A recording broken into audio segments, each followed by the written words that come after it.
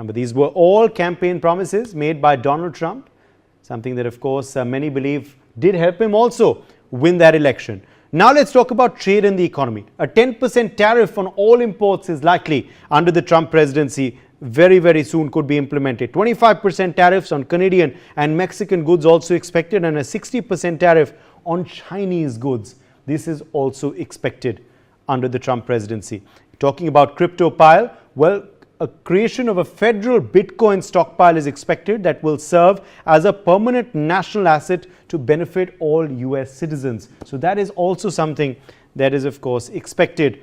If we talk about climate and energy, well, drill baby drill is what he's spoken about in his campaign speeches. Remove drilling restrictions offshore and on federal land is expected. Also banning of new wind projects also expected by the new US president. Cancel electric vehicle mandates is something he's expected to do. Also withdraw from the Paris Climate Agreement. Again, a big issue that, of course, will generate a lot of controversy as well, but that is also something expected under the Trump presidency. Capitol riot, as far as that incident is concerned, potentially pardon hundreds of people convicted after the 2021 US Capitol riots as well. Also, if you talk about secret documents, well, releasing of classified documents related to the assassination of President John F. Kennedy in 1963, this is something also that Trump has pledged to do. Also released classified documents related to the 1968 killings of Senator Robert Kennedy and civil rights leader Martin Luther King Jr. This is also something that is expected. If you talk about the Ukraine war, well, end the conflict on day one of the presidency. That's what he's spoken about. He's also spoken about supplying Ukraine more US weapons only if it enters peace talks. Now, will this happen or not? That's something time will tell. Withdraw US from NATO alliance if member nations do not meet their financial obligations. That's also something that Donald Trump has said. Will have a lot of ripples, of course, in Europe. If we talk about TikTok, we'll postpone a law banning Chinese-owned social media platform TikTok. That's also something expected very, very soon.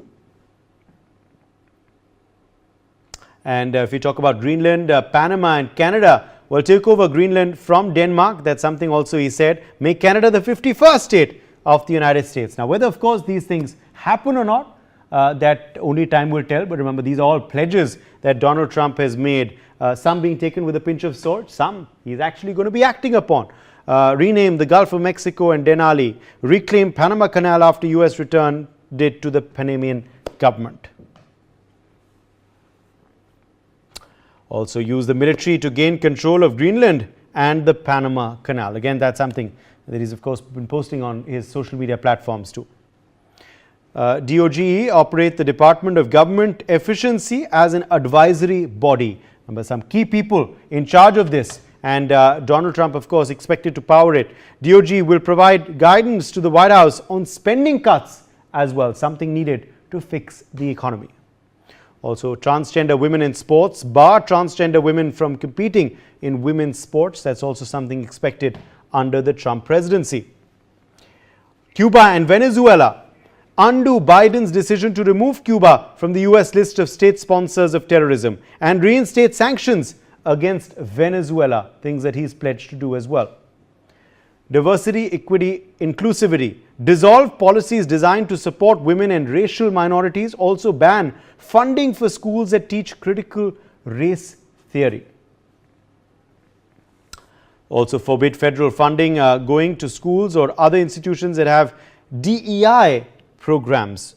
That's expected too. Abortion, again another contentious issue. Reinstate the Mexico City policy that bans federal aid to international groups that provide abortion counseling. That's also something expected. Reinstate an abortion rule that prohibits the Title X federal health providers from mentioning abortion to patients as well. Host of issues, host of different sectors, but all decisions expected to be taken soon, some over time, some perhaps maybe not, but all have figured in Donald Trump's priorities, of course, through his campaigning and also through the statements he's made after he's won the elections. Let's expand that a bit. Major General Sudhakarji, defense expert, is live with us. Mitali Nikore, economist, also joins us live. Utsav Sanduja, founder and chairman of Pro-Trump Hindus for America, also is joining us live. Appreciate all of you being with us. Let me begin with you first, Major General Sudhakarji. A lot expected from the Trump presidency. What do you believe his priorities are going to be?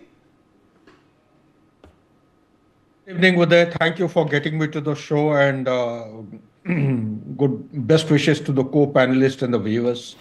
As regards the preamble, the narrative which you have actually outlined, to me it appears that Trump's priorities will be driven by, this is his 2.0 tenure, and it will be driven by more by the domestic policies to make America great again. And while doing so, he is not going to be unmindful or ignorant or going to discount the developments in the global order. Particularly when I talk about the issues about the global order, it is China which is going to draw his attention.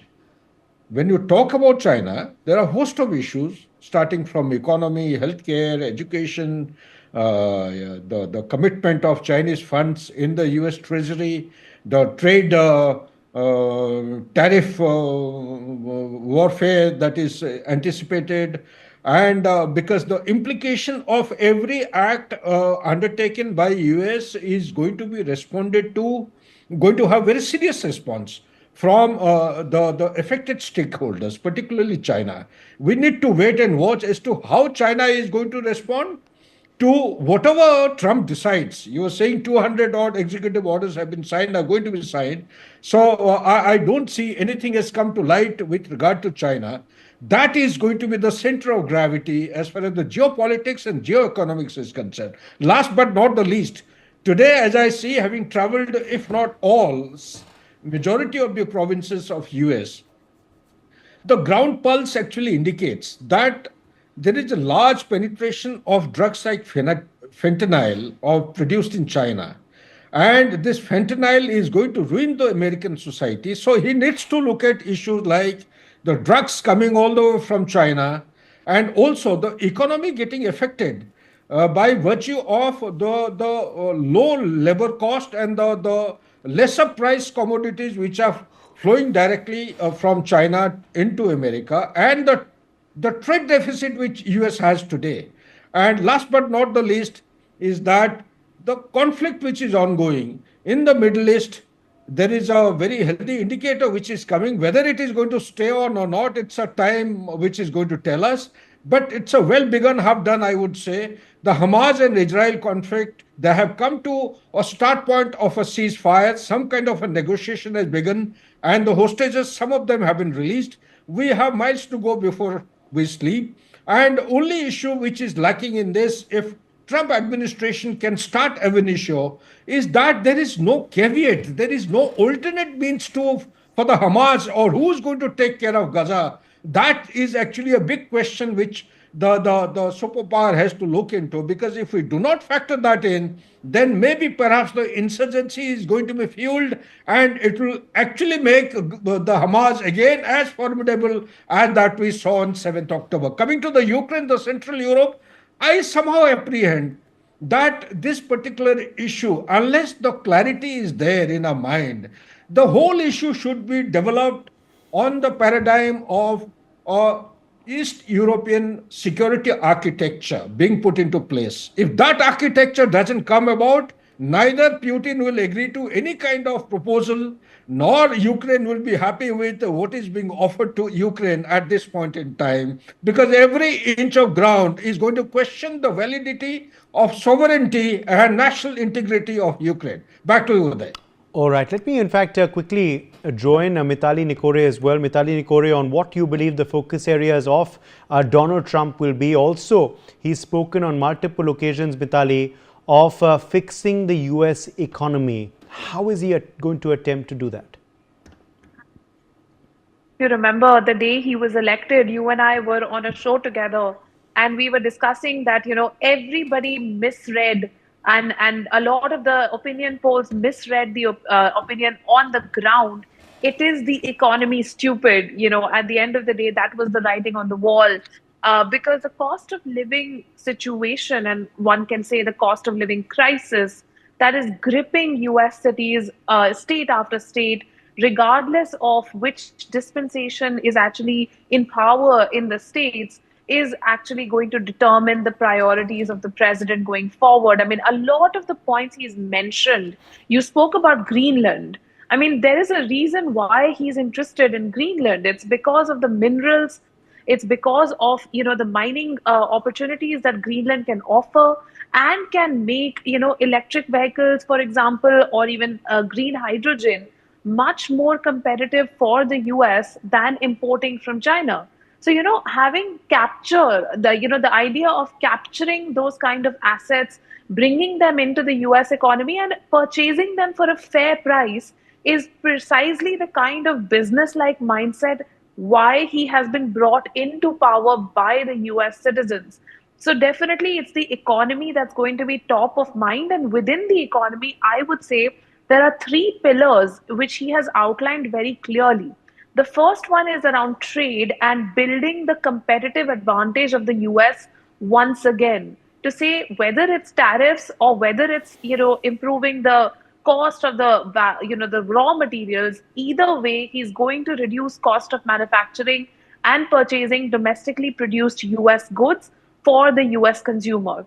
The second is around exchange rates and interest rates. So if you look at the actions of the Federal Reserve post the election, the Federal Reserve has actually held interest rates now, and they have not reduced them, with the idea that inflation management becomes an important priority, and he's directing that. And the third is looking at relationships and renegotiating those global relationships. I mean, the trade war that he's thinking about with even Canada and Mexico, leave alone China. I mean, China is of course going to be one major area of where there's a lot of work to be done by the Chinese administration if they want to engage with the US. But even neighbors like Canada and Mexico, who have had long standing trade relations with the US, today coming into question and being told you could have 25% flat tariffs on every single commodity that is exported to the US. That is surprising. Of course, I'm sure that will not extend to Canadian oil. So at the end of the day, through these three pillars, resource control and trade renegotiation, investment and inflation management, and also, looking at producing and purchasing and controlling the US consumer, he really wants to kickstart the economy. And this is going to be the top agenda, hands down. At the end of the day, this is the most important. Yes. Let me also now quickly join, in fact, Ambassador Kanwal Sibal into the broadcast as well, former Foreign Secretary joining us live. Ambassador Sibal, appreciate your time. Now, Donald Trump's priority number one, it seems, is going to be on cracking down on immigration. How do you see him going ahead with this task?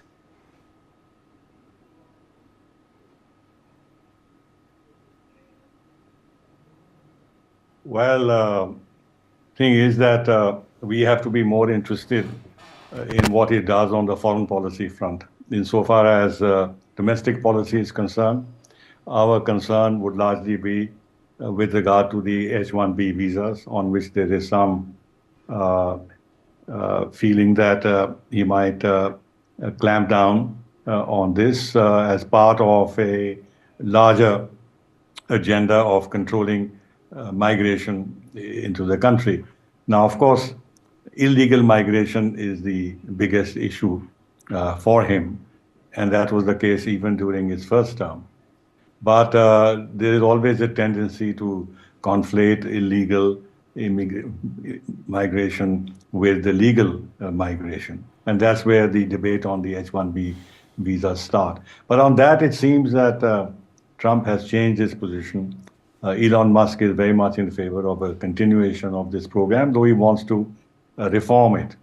And Trump, as I said, has now made noises which are contrary to what he had said earlier.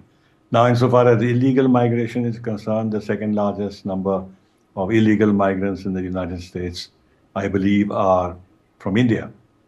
And there will therefore be a clampdown on this and deportation. we have taken the position, and rightly so, I believe, that we are willing to accept the illegal migrants, Indian migrants, back after the usual verifications, which means, therefore, that this issue can be handled by us with the United States without too much difficulty. On the H-1B visa, we'll have to see how that goes. Yes. Now, what's your assessment then of Donald Trump's stance on China, sir? There, the signals are mixed. He has telephoned Xi Jinping recently. The only person who he has named as someone who has been invited by him to visit his inauguration is President Xi. And clearly there has been some good messaging between the two, because despite all the threats that Trump has made with regard to imposing high tariffs on Chinese goods, as well as all the Chinese hawks that he has appointed in his administration, China is sending his vice president to the inauguration.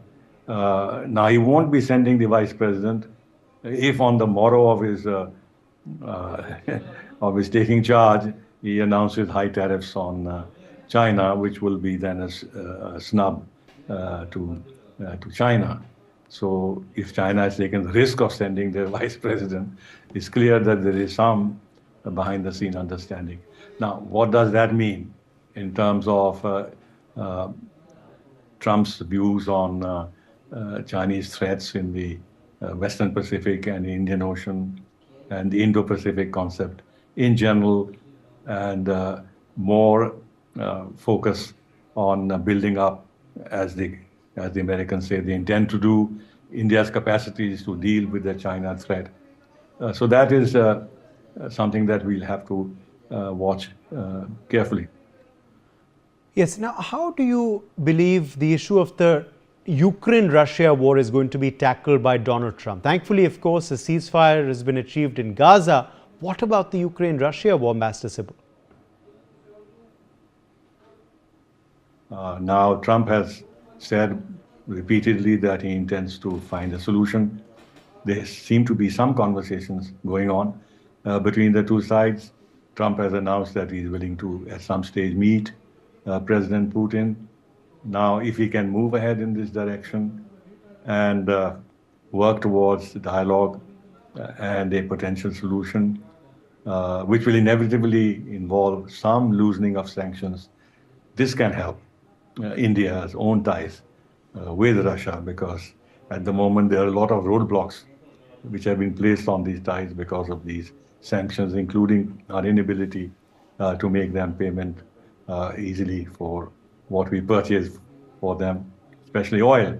On the other hand, the Treasury Secretary nominee of Trump, Bissent, has said in his confirmation hearings that Biden imposed very weak sanctions on Russia, and that if he gets the green light from Trump, he will impose such oil sanctions on Russia that will force Russia to come to the negotiating table, which means that they intend to arm twist Russia and potentially also deepen the sanctions on the oil sector, which will then have downstream effects, including on India. This is something that we have to watch. Yes. Where do you see India-US relations now headed under Trump's second presidency? That's something that, of course, our viewers in India are very concerned and looking at very closely. Well, I think the basics and the fundamentals of the relationship are strong, and they will continue. There is no reason why there should be any dilution of our larger strategic ties. On many of the issues, it is Trump who had taken the initiative, for example, on raising the Indo-Pacific or Quad to a ministerial dialogue, the renaming of the US Pacific Command into an Indo-Pacific Command. So he committed himself to a stronger Indo-Pacific policy during his first term, and he does see China as a continuing threat, notwithstanding the overtures that he is making to China. there is a consensus, broad bipartisan consensus in the U.S. Congress against China, and his own nominees, whether it is the Secretary of State or the NSA or the Defense Secretary, they are China hawks. So he surrounded himself with people who see China as a principal adversary. If you have listened to the confirmation hearings of the new Secretary of State, Mark Rubio, he was very clear about that. Now, in that context, Trump can be expected to build on a relationship with India in defense and technology and other sectors in order to mutually benefit from understandings which can deter China's aggressive and expansionist policies in our region and beyond. Yes. Do you also expect, Ambassador Sibul, better coordination between the US and India on the crackdown against Khalistanis?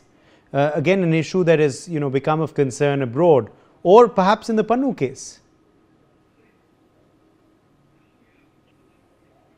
I think so. It would be surprising if it wasn't the case, because this business about Khalistani support was a product of the support that these elements were getting from the progressive wing of the Democratic Party, and was indirectly or directly linked to this entire narrative of Hindu supremacy, Hindutva, and backsliding of democracy and persecution of minorities. So in this kind of narrative that was created in the West, including the United States, and also suppression of freedom of religion and all that, it was a kind of a narrative which served the purpose of the Khalistanis to project their vicious propaganda against India as a persecuted minority. This is very much a democratic phenomenon. I don't think Biden will buy into that. Insofar as the Panun case is concerned, my own feeling is that the fact that we announced the completion of our inquiry and said that we have identified the person with criminal antecedents and all that was intended to close the matter. Unfortunately, this Garcetti, the outgoing ambassador, unnecessarily said this is only a positive first step, but accountability and prosecution remain to be done and all that, which is totally unnecessary on his part. To go into this, he should have left the ball in the new administration's court.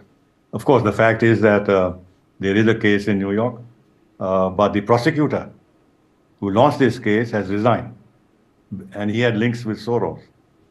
But he has not resigned because of that, because he's been playing games against Trump himself. And the entire cleaning up of this justice system, which is highly politicized, it is possible that the new administration may take a different view, especially since we have acknowledged that there was some, how should I say, reason for India to investigate the matter, and the investigation has been done, and the person responsible has been identified and will be duly punished. They should help to close the matter. Yes. Do you believe Donald Trump will be following up on his remarks which were made earlier regarding Hindus in Bangladesh? Do you believe Muhammad Yunus perhaps needs to worry from the Trump presidency? He does. He does. Because he had put money into Hillary Clinton's campaign against Trump, and Trump hasn't forgotten that. After all, Yunus, his whole career has been built by the support he got from the Clintons, both Bill Clinton and Hillary Clinton. He got his Nobel Prize because of that. His Grameen project has been promoted by them, including a Grameen project in the United States. And it's through that, I believe, that he funneled money to Hillary Clinton's campaign, number one. Number two, on this whole issue of Islamism and things like that, the Trump and the Republicans are much tougher than the Democrats were, because the Democrats, as you know, within the Democratic circles, the minority issues were an issue of concern that they continue to flag for ideological reasons, especially the progressive left in the Democratic Party. Uh, so Trump also, look, when he made this statement, it was also in order to galvanize the support of the Hindu Americans behind him. So it was both something which he may have genuinely felt, and secondly, something which he wanted to use for electoral reasons.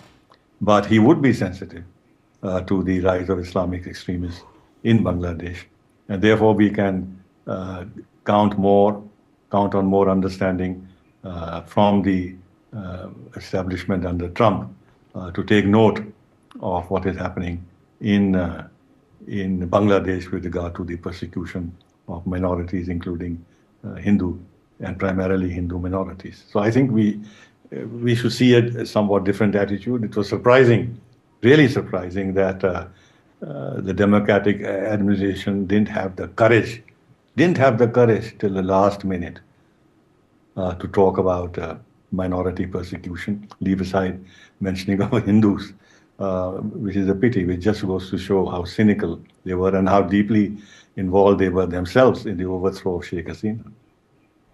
All right, let me quickly take that across to our final question then to you, Ambassador Sybil, before we let you go. On his NSA pick, Mike Waltz, you know, he's been an outspoken critic of Pakistan's continuous support for terror organizations. What about the US-Pakistan equation? What is that going to be under the Donald Trump presidency? Well, you know, there is this aspect which you mentioned, because he was also the co-chair of the India caucus, and therefore he has full understanding of our concerns in this regard. As you know, Trump in his first term, the moment he took office, he banned visas to 7 Islamic countries, if I forget not. So he has that in mind, that there is this issue of Islamic extremism and the export of Islamic extremism in the United States. And if you look what the Vice President J.D. Vance said about Britain, that the first Islamic state in Europe would be Britain. So you can see what their mindset is and what their attitude is. And it is through this perspective that they're likely to look at Pakistan. Number two, now that they're out of Afghanistan, they don't need Pakistan the way they needed earlier Pakistan to be able to reach out to the Taliban and make their exit from Afghanistan easier. And now that the Taliban and the Pakistanis are quarreling with each other, so the situation has changed. There's one aspect, though, which is the Islamic State of Khorasan, which in America, they believe that this is the one which intends to target Western countries, including the United States, and they may want to keep some tabs on it. But this is relatively not key to any cooperation with Pakistan, though they would like to have cooperation in this regard. All right, Ambassador Kanwal Sibal, let's leave it at that. Appreciate you joining us with your perspective on that big story. Do we have Utsav with us now? Utsav Sanduja? Okay, I think we've lost that connection, unfortunately, with Utsav Sanduja as well.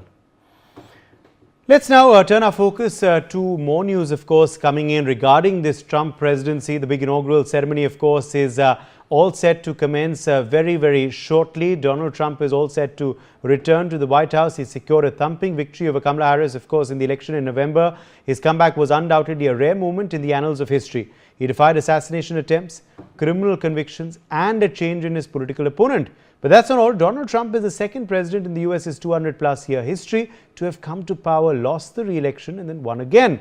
Now, the star-studded ceremony in the Capitol in Washington shall host former US presidents, world leaders, as well as tech titans. But also on focus is Donald Trump's equation with China.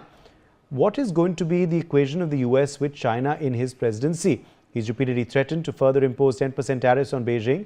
However, interestingly, invited Xi Jinping to his inaugural. Although the Chinese president is not attending the ceremony in Washington, he has sent his deputy.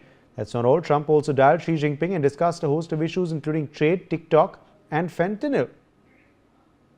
How is all of this likely to play out is something we're going to be focusing on. With our guests joining us live is Ambassador Pradeep Kapoor, former diplomat.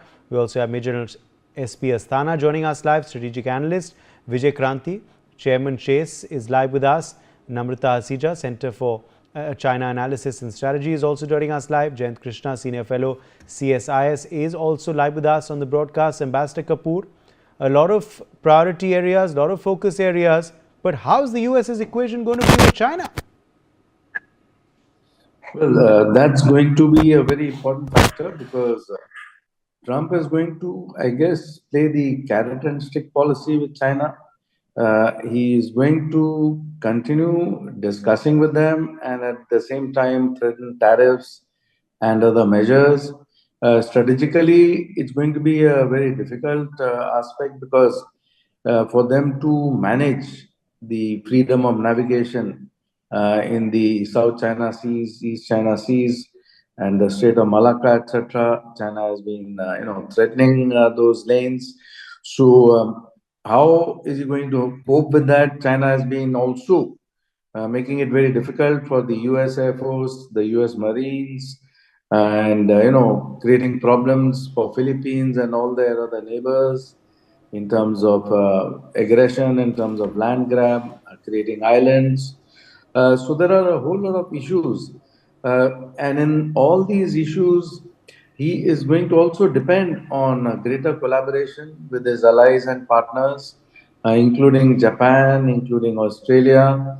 India is going to be an important part of the whole story because if India and the US are able to work together, then of course it'll be a lot easier for him to deal with China and take into account how to sort of manage them better, how to lessen the challenges which are arising from China, and how to sort of control them. Thank you. Major Lasana, how is that relation with China likely to play out in the Trump presidency? He's often spoken about them in his campaign speeches, but now that he's president, how do you see that playing out, particularly the focus on trade, TikTok, and fentanyl? As I visualize that from the time of Trump 1.0 era, now that he moves on to Trump 2.0, he has learned a lot of lessons. When COVID happened, he knew that the dependency and over dependency of US on China is quite dangerous, and therefore China would remain on his focus as the potential threat, as the biggest challenge. At the same time, need to diversify from China, and India certainly puts a bill on that issue. Also, to handle China, there is a need for stronger relations with India. In fact, if you recall, as far as Americans' relation earlier used to be very good with Pakistan, but the one major factor which brought US and India together was the China threat and the China factor and the Indo-Pacific strategy. So that factor has not changed.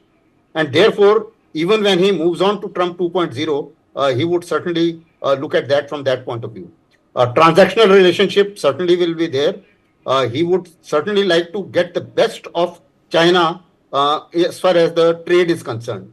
Also, we need to remember, he has got the mandate to make America great again, or to reform the internal things of America and economic condition of America within itself. And therefore, for that, he needs China to some extent. So therefore, some gestures which you found that Xi Jinping being invited and his team declaring that he would be very soon interacting with President Xi Jinping as well as India, and all such gestures would certainly be there. But he is going to make very strong deals. Tariffs, as we know, that he has already threatened a fair amount of tariffs on almost all countries and especially on China. And India is also no exception. So as far as tariff is concerned, I think it will be a standard policy, everybody making no exceptions to friends or otherwise.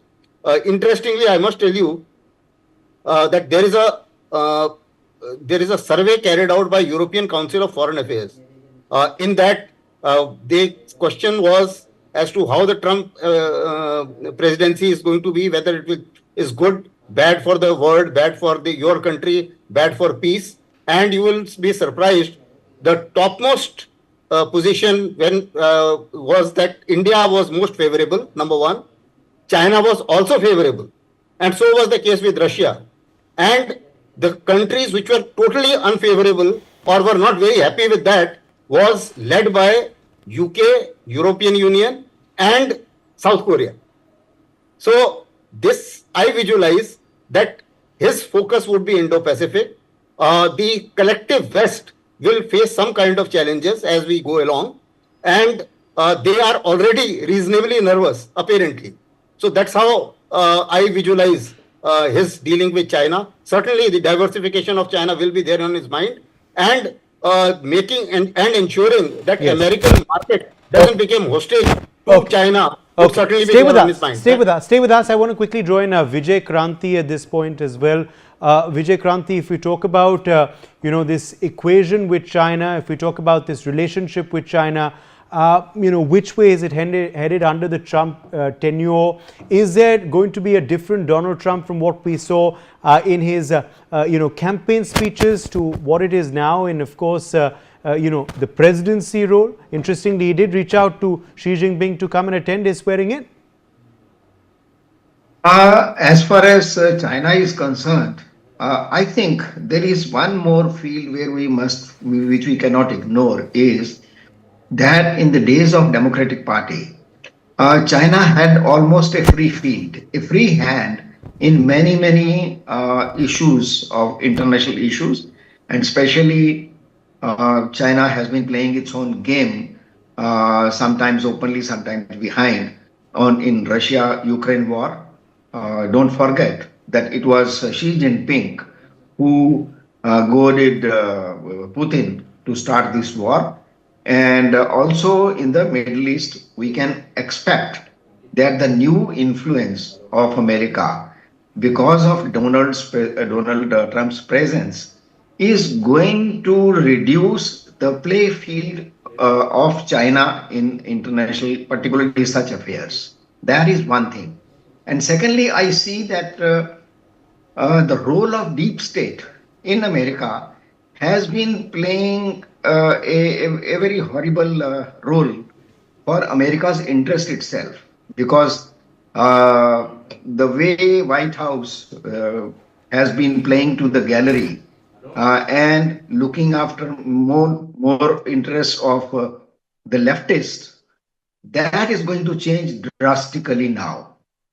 So we can expect that the role of deep state is not only going to reduce, it is, I think, going to slide back very badly, especially badly for the leftist lobbies in America. They are going to suffer very heavily the way they had made inroads into universities, into intelligentsia, into media, and anything which is opinion controlling or opinion making instruments of the American system. The role of deep state and the leftists is going to reduce drastically, I can imagine, in very near future.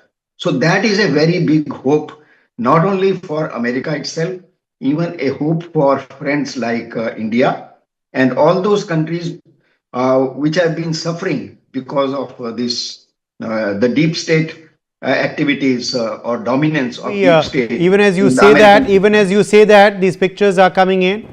Last day in office for the president and vice president, they were just posing for a photo up there. I presume these are live visuals coming in of Joe Biden, Jill Biden, Kamala Harris, and a husband there in the United States. Okay, yes, back to you, Vijay Kranti.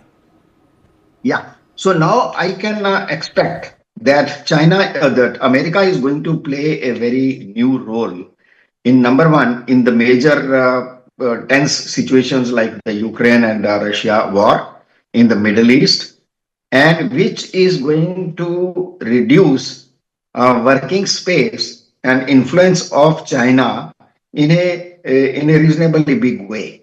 To that is one positive thing which I expect. And then, of course, one thing good about Trump is that he is very open.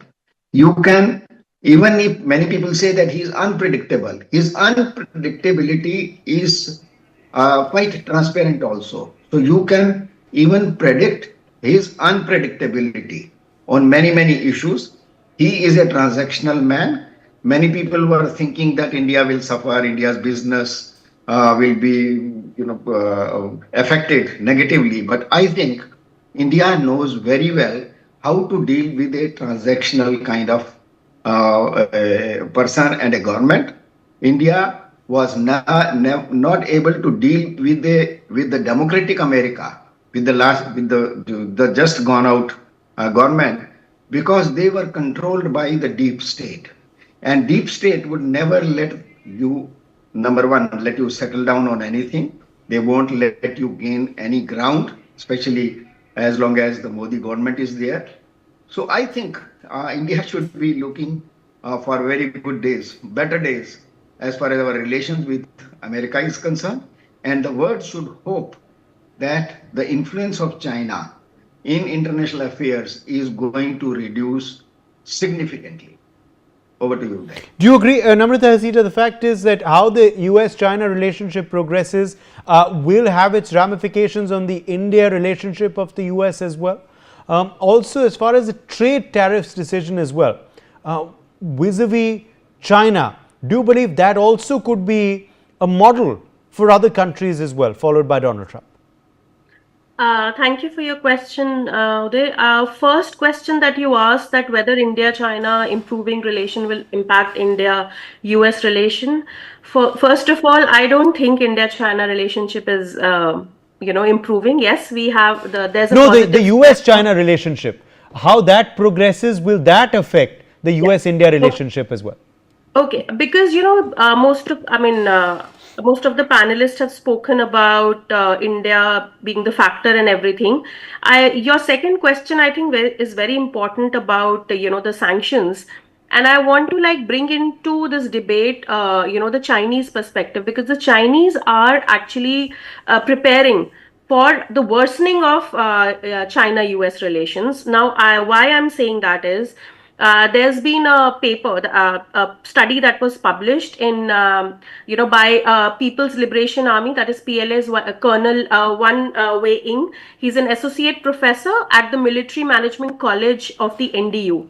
Now, he wrote this article on 7th November, the day Trump victory was, announced. And the title of his paper is "The Impact of US Sanctions on China and China's Countermeasures." Now, he goes up to a step where he's actually saying that the Chinese military think tanks should come together and think about possible responses, and to the US sanctions and to the worsening of US-China relationship, because Trump is back in power.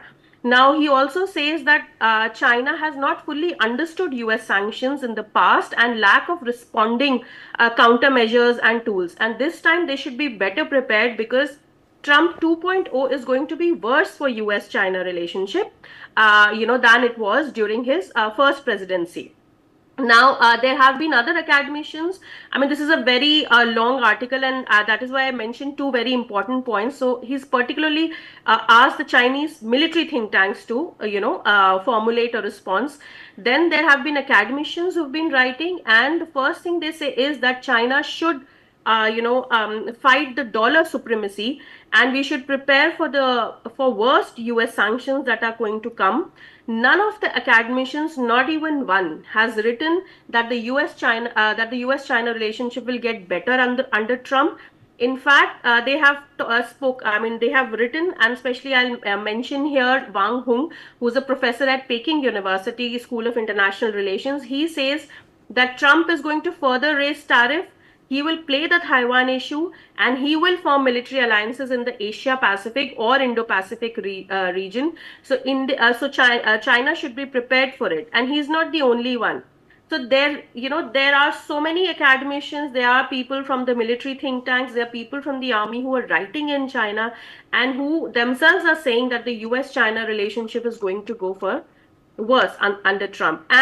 But this time we should be prepared, and they have given many suggestions as to how China can counter the sanctions that will be imposed by Trump government this time. So I think even the Chinese are not hopeful. Majority of them are not hopeful that there will be improvement in the US China relationship. And yes, I mean, we have he has invited Xi Jinping, but I don't think we should take that as something that will be, that is for the better US China relationship. No, it is not. Even Chinese are preparing this time.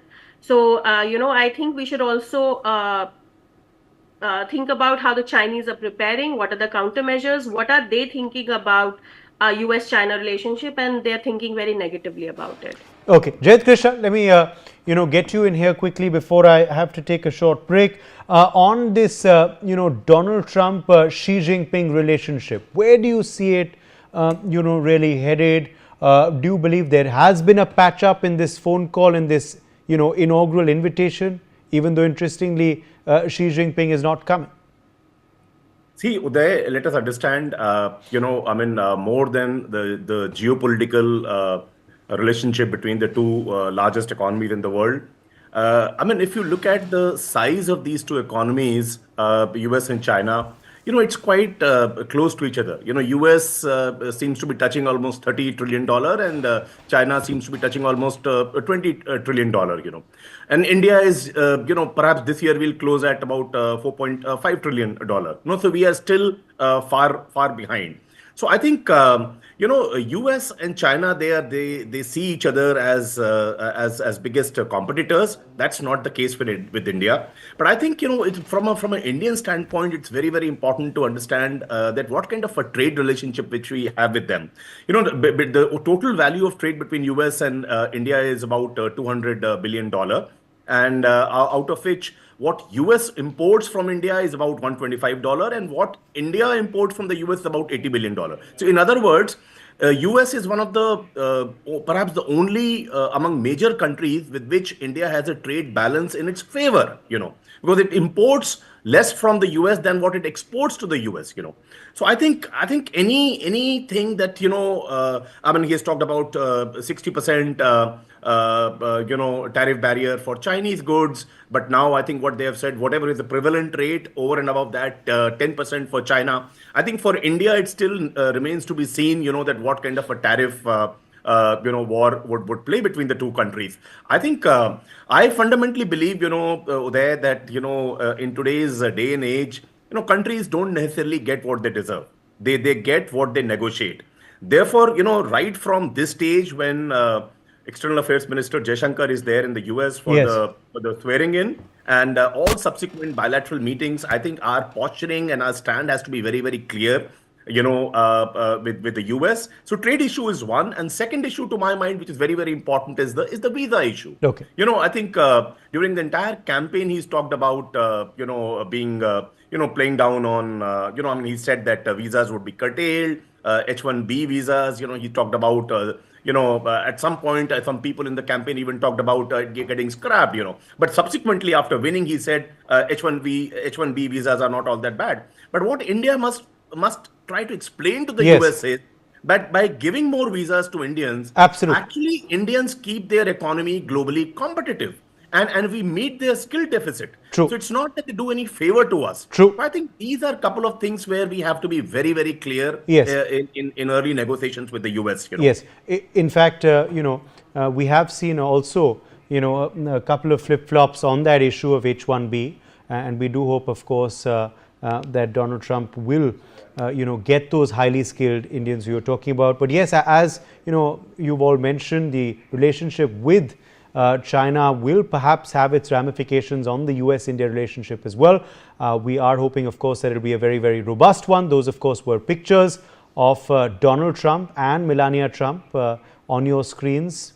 The first glimpse of them on this big day for them, the inauguration day. We'll, of course, be keeping a very, very close watch on this story as our continuous coverage continues of the grand swearing-in ceremony there in the United States of America. For the time being, my thanks to our guests for joining us, slipping into a very short break.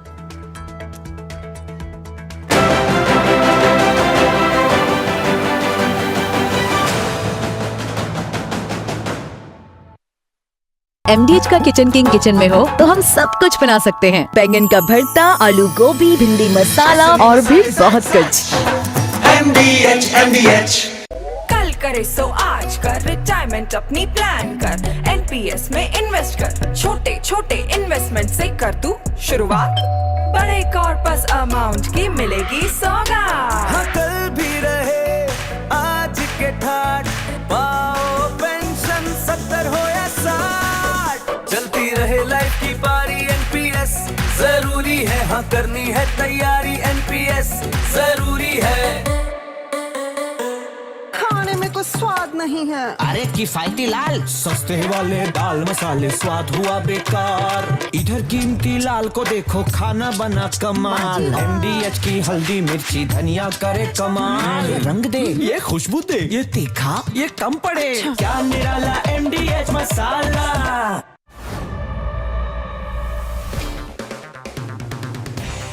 अगर आप बनना चाहते हैं anchor या फिर आप में है जुनून एक तेज तर्रार न्यूज रिपोर्टर बनने का, तो आप ज्वाइन करें ITV इंडिया न्यूज और NewsX का media school. ITV next media international school का कोर्स आपको मौका देता है देश के दिग्गज एंकर्स के साथ काम करने का। ITV next media international school में आप बेहद नजदीक से देख पाएंगे किस तरह से ITV नेटवर्क के दिग्गज पत्रकारों की टीम दिन रात खबरों पर काम करती है। इस कोर्स के दौरान आप सीखेंगे एंकरिंग की एक एक बारीकी उन एंकर्स के साथ जो देश को रखते हैं हर खबर से बाखबर। ITV next media international school का ये कोर्स आपके एंकरिंग स्किल्स को करेगा इतना सशक्त मजबूत, जिससे आप बनेंगे वो चेहरा जो दुनिया देखेगी और पसंद करेगी।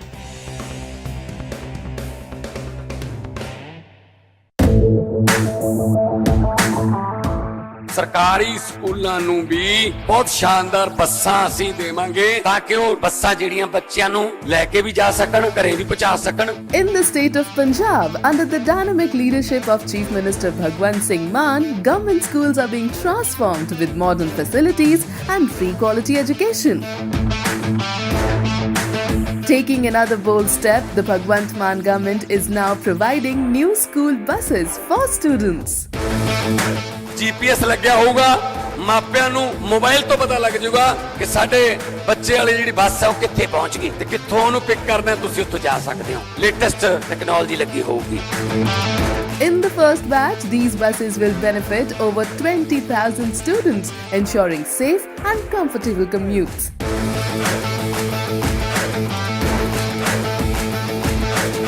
This is not just transportation, this is a promise of progress and opportunity for every child. This is the spirit of a new Punjab, a Punjab where education drives a brighter tomorrow. ਪਹਿਲੇ batch ਵਾਸਤੇ 20,000 ਬੱਚੇ ਦਾ ਅਸੀਂ ਪ੍ਰਬੰਧ ਕਰ ਰਹੇ ਹਾਂ। ਸੋ ਜੇ ਨੀਅਤ ਸਾਫ਼ ਹੋਵੇ ਕੋਈ ਨਾ ਕੋਈ ਤਾਂ ਤਰੀਕਾ ਨਿਕਲੇ ਆਉਂਦਾ।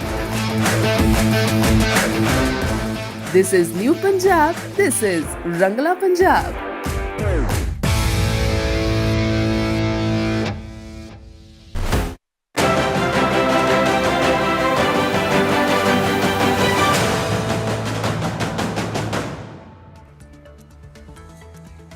Hello and welcome to NewsX. I am Joshua Barnes and tonight you join us at the start of our rolling coverage for the inauguration of Donald Trump, the 47th President of the United States. 76 days on from his landslide election victory and 4 years since the end of his first term in office, tonight Donald J. Trump will once again have the keys to the White House. Over the next few hours, we will be bringing you all of the biggest moments from the inauguration as Donald Trump completes arguably the biggest comeback in American political history. Joining us in the studio tonight, first of all, we have Rishab Galati, our Editor-in-Chief. Rishab, as I've mentioned, this is a comeback of the ages for a man who, after his first term, was seen by many as never being able to come back into politics. How significant is Trump's return over the next 4 years? You know, Josh, regardless of who becomes the US president, let's not kid ourselves. It is important. It does matter not only for America, which has to worry about itself, but in terms of policy considerations for the rest of us. Yeah, Trump, and many people thought he'll never make it the first time. He was there for 4 years. Most people thought, no way in heck can he come back. Here he is again. And what he brings with him is a reset. It's a chance to look at all the globe's major issues, from what's happening in Gaza to the Ukraine to what's happening internally in America, and set the trend for global perceptions. Now, we are expecting him to do a lot of things on the first day. Let's take it with a pinch of salt. American democracy is as complex as Indian democracy. The president does not have free will on all sorts of matters, but it is a chance. It's a chance to do something differently. It's a chance to resolve some of these issues, and it's a chance for all of us looking on to see how this now pans out. But the next few days itself are going to be exciting out of Washington. Yes, and we will of course bring you all of the developments from today and over the next few days. But joining us today, we also have Elizabeth Larris, Professor Emerita at the University Mary Washington, John Rossomondo, President of the Viking Research Associates, and geopolitical analysts. We have Hugh Duggan, Senior Director of International Organisation Affairs at UNSC, and we also have Karis Rea, producer of the Epoch Times, delegate for Israel 365 Action. Starting off, I would like to speak to you, John Rossomondo. What does the inauguration mean for the American people as we head towards this important day in American politics? Well, the inauguration is an inflection point. It's the first time since 1892 or 93, I believe, that a defeated former U.S. president has returned to the White House. I think that we're going to see an energetic Donald Trump. We're going to see America back on the world stage in a way that it hasn't been over the past 4 years, when we've seen President Biden incapacitated and apparently having his staff running the show. Donald Trump is very much in control, and nobody around the world needs to worry, who is calling the shots. It's Donald Trump, and I think that we're in for a very strong comeback. Yes, Elizabeth Larris, looking at Trump's control over America and control over his cabinet, what do you think we'll see in the coming days regarding his executive orders? He's already spoken about regading on what Joe Biden put in at the start of his term as US president.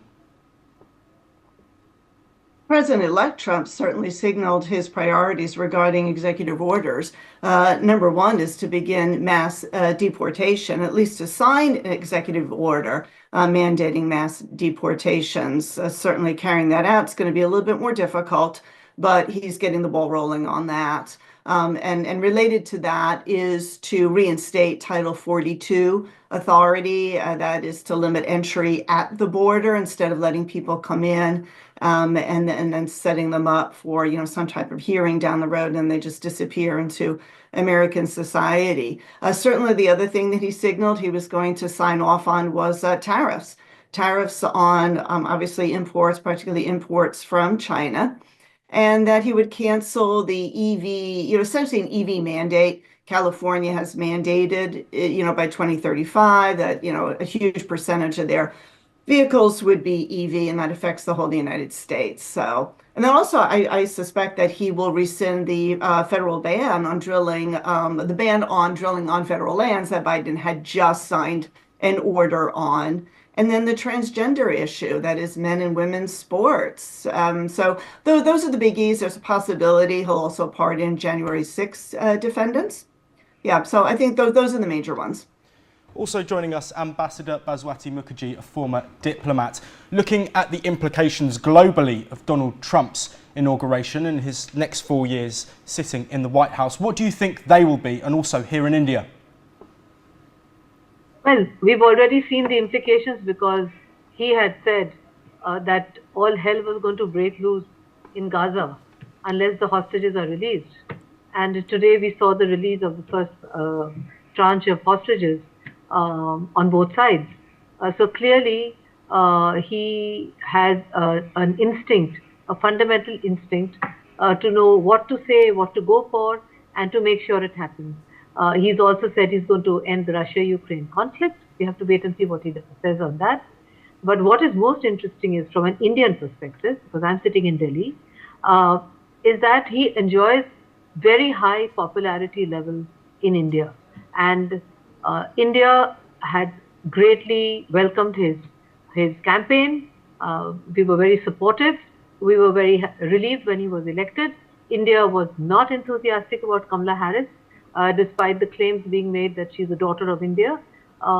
She's actually the daughter of a black man from the Caribbean, and that's the way it is. So we on the other hand, the vice president's wife, we consider as to be 100% of Indian origin, which she is, and that is also important for the huge Indian diaspora in the U.S.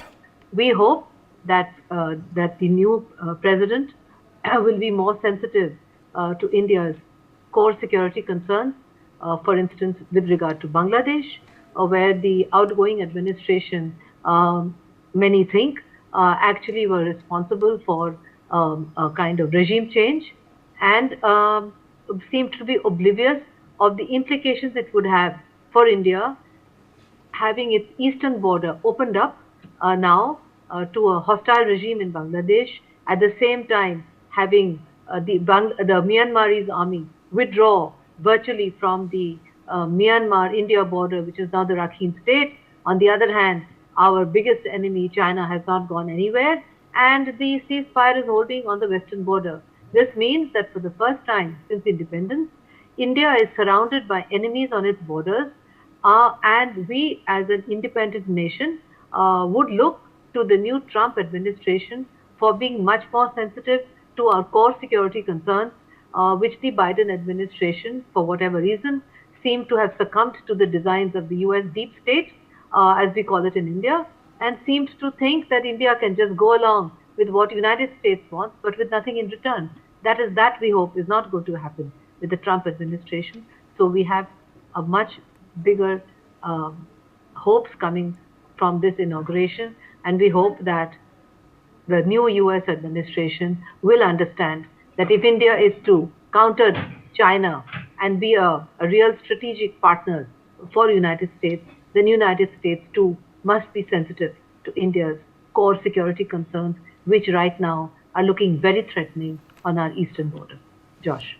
Yes, and Rishabh Gulati, moving back to Washington, we've seen protests in recent days, but there are expected to be at least 20,000 in attendance at the Capital One Arena today. Is Trump taking over a divided country, or does his landslide victory show that the nation is truly behind him?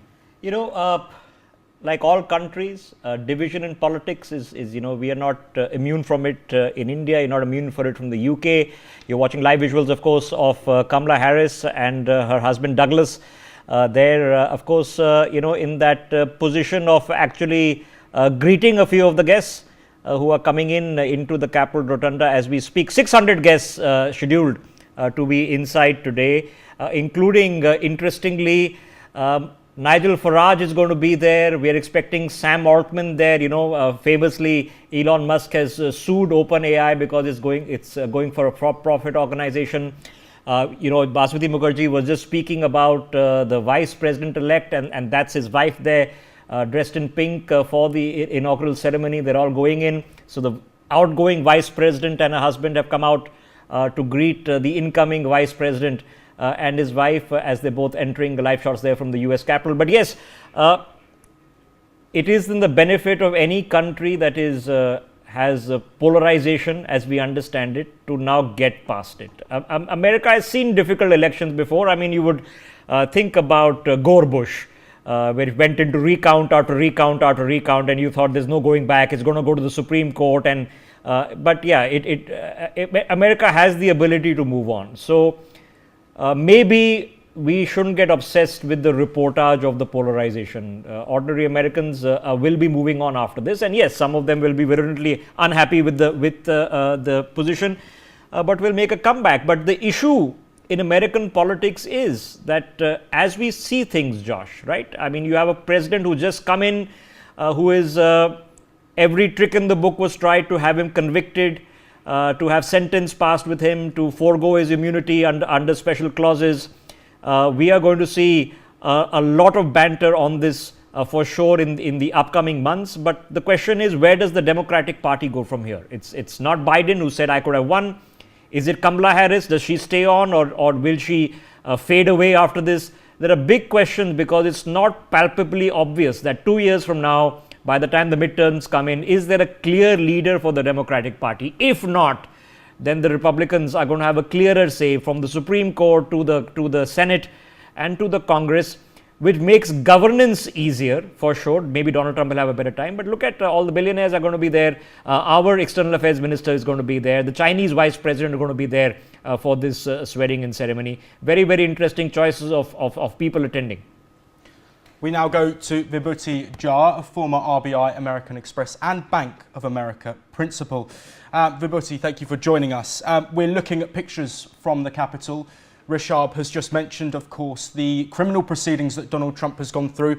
One of the first things that Trump has promised to do is pardon the Capitol rioters. This is a stark difference where we see now Trump is to where he was at the end of his first term. What's your opinion on that?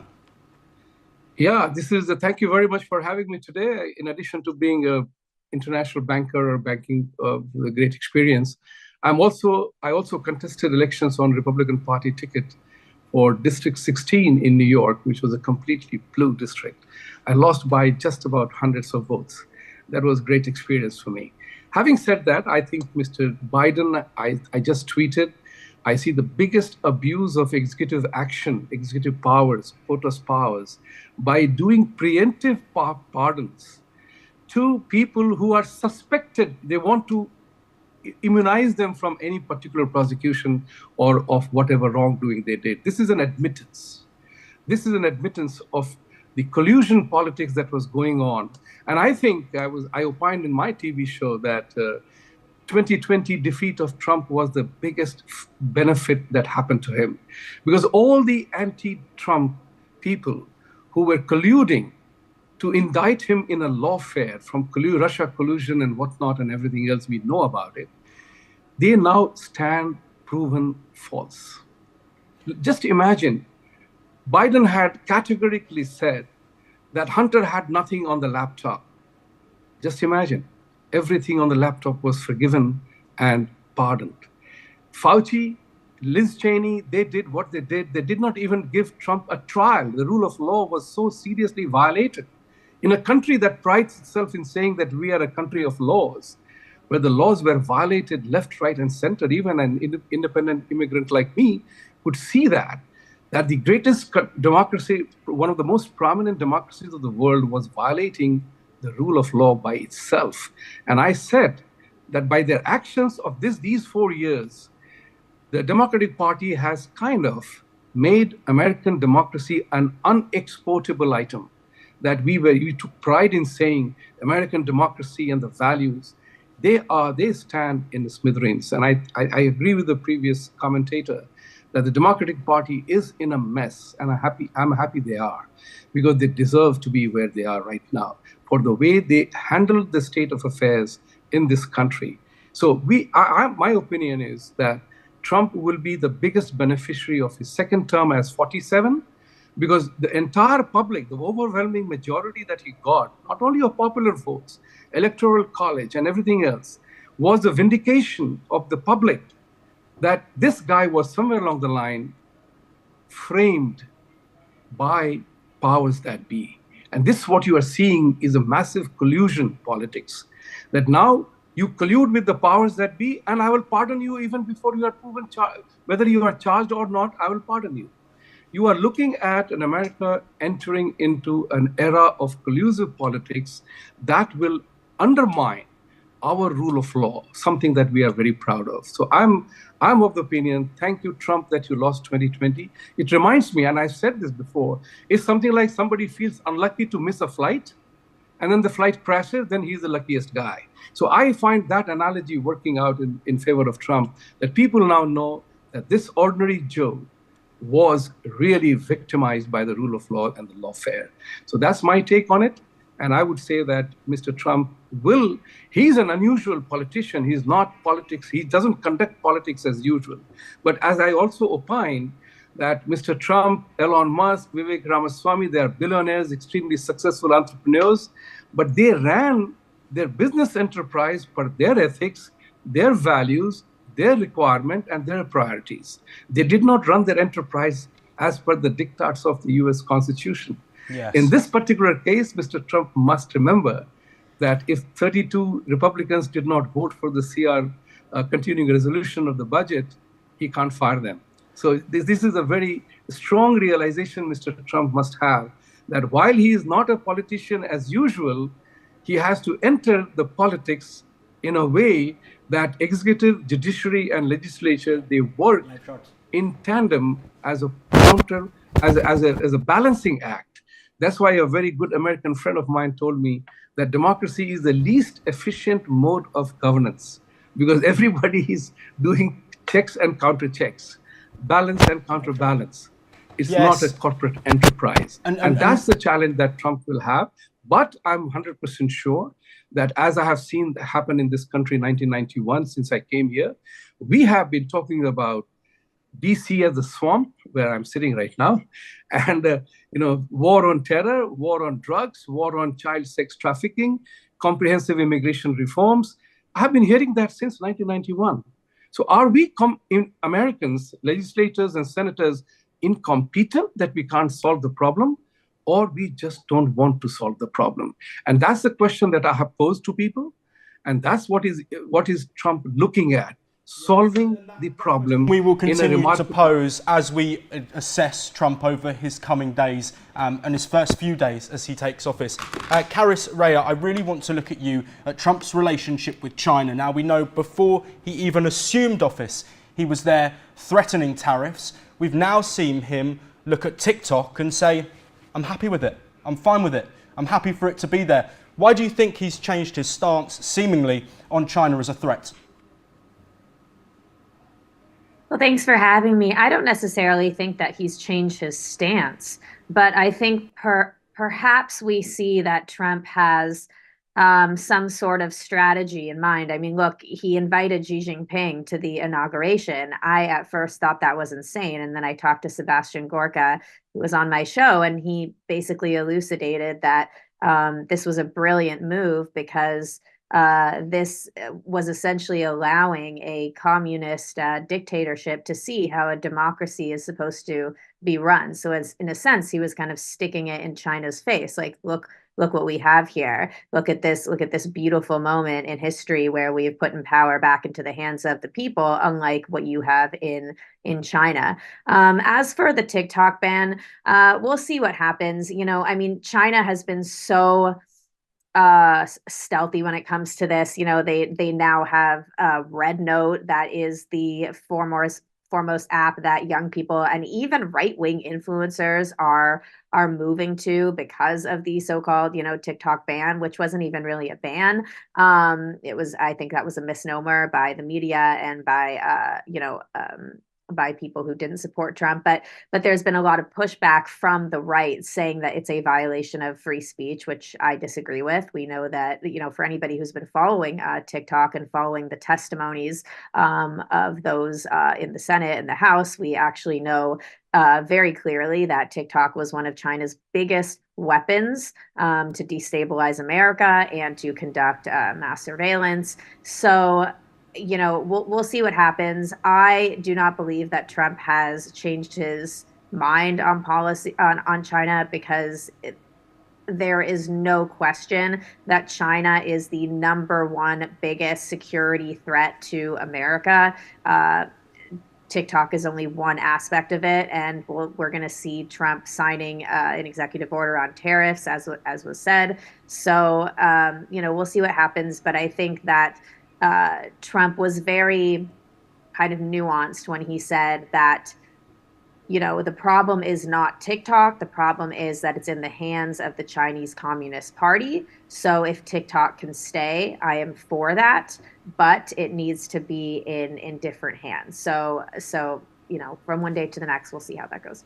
Yes, from one day to the next, and from one social media platform to another, from TikTok to X and their CEO, Elon Musk. Elizabeth Larris, there have been reports in the US, there have been Democrats who have been jibing at Donald Trump, saying that he's not actually the man at the helm of the United States, and it is, in fact, Elon Musk. What do you think on that?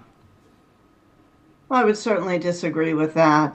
Trump is very much in control. We saw in 2016 to 2020, he was very much a man in control, and he will be in this second administration. I mean, certainly he has a very good friendship with Musk, and Musk has some really good ideas. Trump is an unconventional, unorthodox president. He comes from outside the Beltway. When he came in 2016, his mantra, his agenda was to clean the swamp. And it was very difficult doing that because there were entrenched interests, and Republicans did not control both the House and the Senate. This time around, with a trifecta, that is Republicans controlling White House, the Senate, as well as the House of Representatives, he can get more done. And Musk comes in thinking, again, like Trump, outside the box. And he has some important ideas, and he has Trump's ear. And, Trump can deny, obviously, some of the ideas, but a lot of them have gained traction with him. And a lot of those ideas come from the American people. The American people elected President Trump, to do certain things. In particular, at the top of the agenda is to control illegal immigration into the United States, control the southern border, help cut inflation and bring prices down, help out with, the crime issues that is rampant in American cities, clean up American cities, as well as drop a lot of the DEI, diversity, equity, inclusion type policies that have taken over American academia and education, as well as corporations. And it's interesting that, the day after President Trump was re-elected, you actually saw a lot of things falling into line in each of those cases. You've seen governments falling in line and coming to him. And so you even see, Prime Minister Trudeau saying he's going to step down. Yes, when Elizabeth Larris, sorry to cut you off. We are now getting shots from the Capitol. Elizabeth Larris, sorry to cut you off. We are getting shots live from the Capitol now, where we see Joe Biden and Donald Trump walking into the Capitol building, flanked by the current First Lady and the First Lady-elect, Ivana Trump. As we look at these moments here, we will, of course, have a look at that transition of power. And that transition of power is something I would like to look at, Rishabh Gulati. Looking at the transition, what we're going to see today, do you think there'll be fireworks? We know with Donald Trump, there's never a dull moment. The unpredictability is there. Do you think this will be a seamless transition? No, but he designs, that's his life. Somebody just mentioned that a regular, ordinary Joe, he's neither Joe nor is he ordinary. This is what he does. He comes into a room and he ruffles the feathers. He'll say, we are going to invade Greenland. You don't want to invade Greenland, but that's brought Greenland to the negotiating table, right? So it's been effective. He says, we'll take over the Panama Canal. Of course, the Americans are not going to send Marines to take over the Panama Canal. But, there are issues in the Panama Canal, and there are sort of Chinese-related issues as well. So it brings them back on the talking table. That's his style of doing things. You can like the style, not like the style. Is it crude? But as long as it's effective. From a practical point of view, the unpredictability is one thing, but does America move on? Is there a complicated transition of power? No, not necessarily. This is how government works in democracies. People who not necessarily have held office before come in and they pick up the ropes. They bring in fresh ideas, but they also sometimes get sucked into the system. Sometimes they're able to evolve the system. No revolution is going to happen in any system, no matter how hard Elon Musk tries or others try. But there are frustrations, some of them ununderstandable. Why would a Joe Biden authorize the use of missiles from Ukraine into Russia, knowing that would just make things worse? Why would he give a US a medal, the highest honor, to a person like George Soros, only because he's a funder? George Soros is a nuisance everywhere in the world. Ask us. and all sorts of unhappy things that he does on his high opinions on India. So what we can't be doing is certainly replacing one set of billionaires with another set of billionaires, but hopefully that in the shake-up system that happens, if we are looking at 3 months later, that things in Ukraine settle down, things in the Middle East settle down, Josh, that's good for the world. And it's don't get fooled by the bright sunny morning in on the Capitol Rotunda. It's frozen cold in Washington right now. John Rosamundo, very quickly. When Donald and Melania Trump entered the White House 8 years ago, he threatened and promised to build a wall with Mexico. He's making similar threats with immigration. Do you think that there will be more substance at the end of those comments this time round? Well, one of the first things that President Trump is rumored to be considering is designating the Mexican drug cartels as terrorist organizations. I mean, they certainly have the elements of terror. They rule by terror. But I think that one of the things about designating them as terrorist organizations comes with the material support for terrorism. That means that we can go after the bankers of the cartels. We can go after anyone on either side of the Mexican border who works with them and bring them to justice. So I think that there's a lot of mixed feelings. I've talked to former CIA and special forces operators who are concerned about this plan having blowback into the U.S.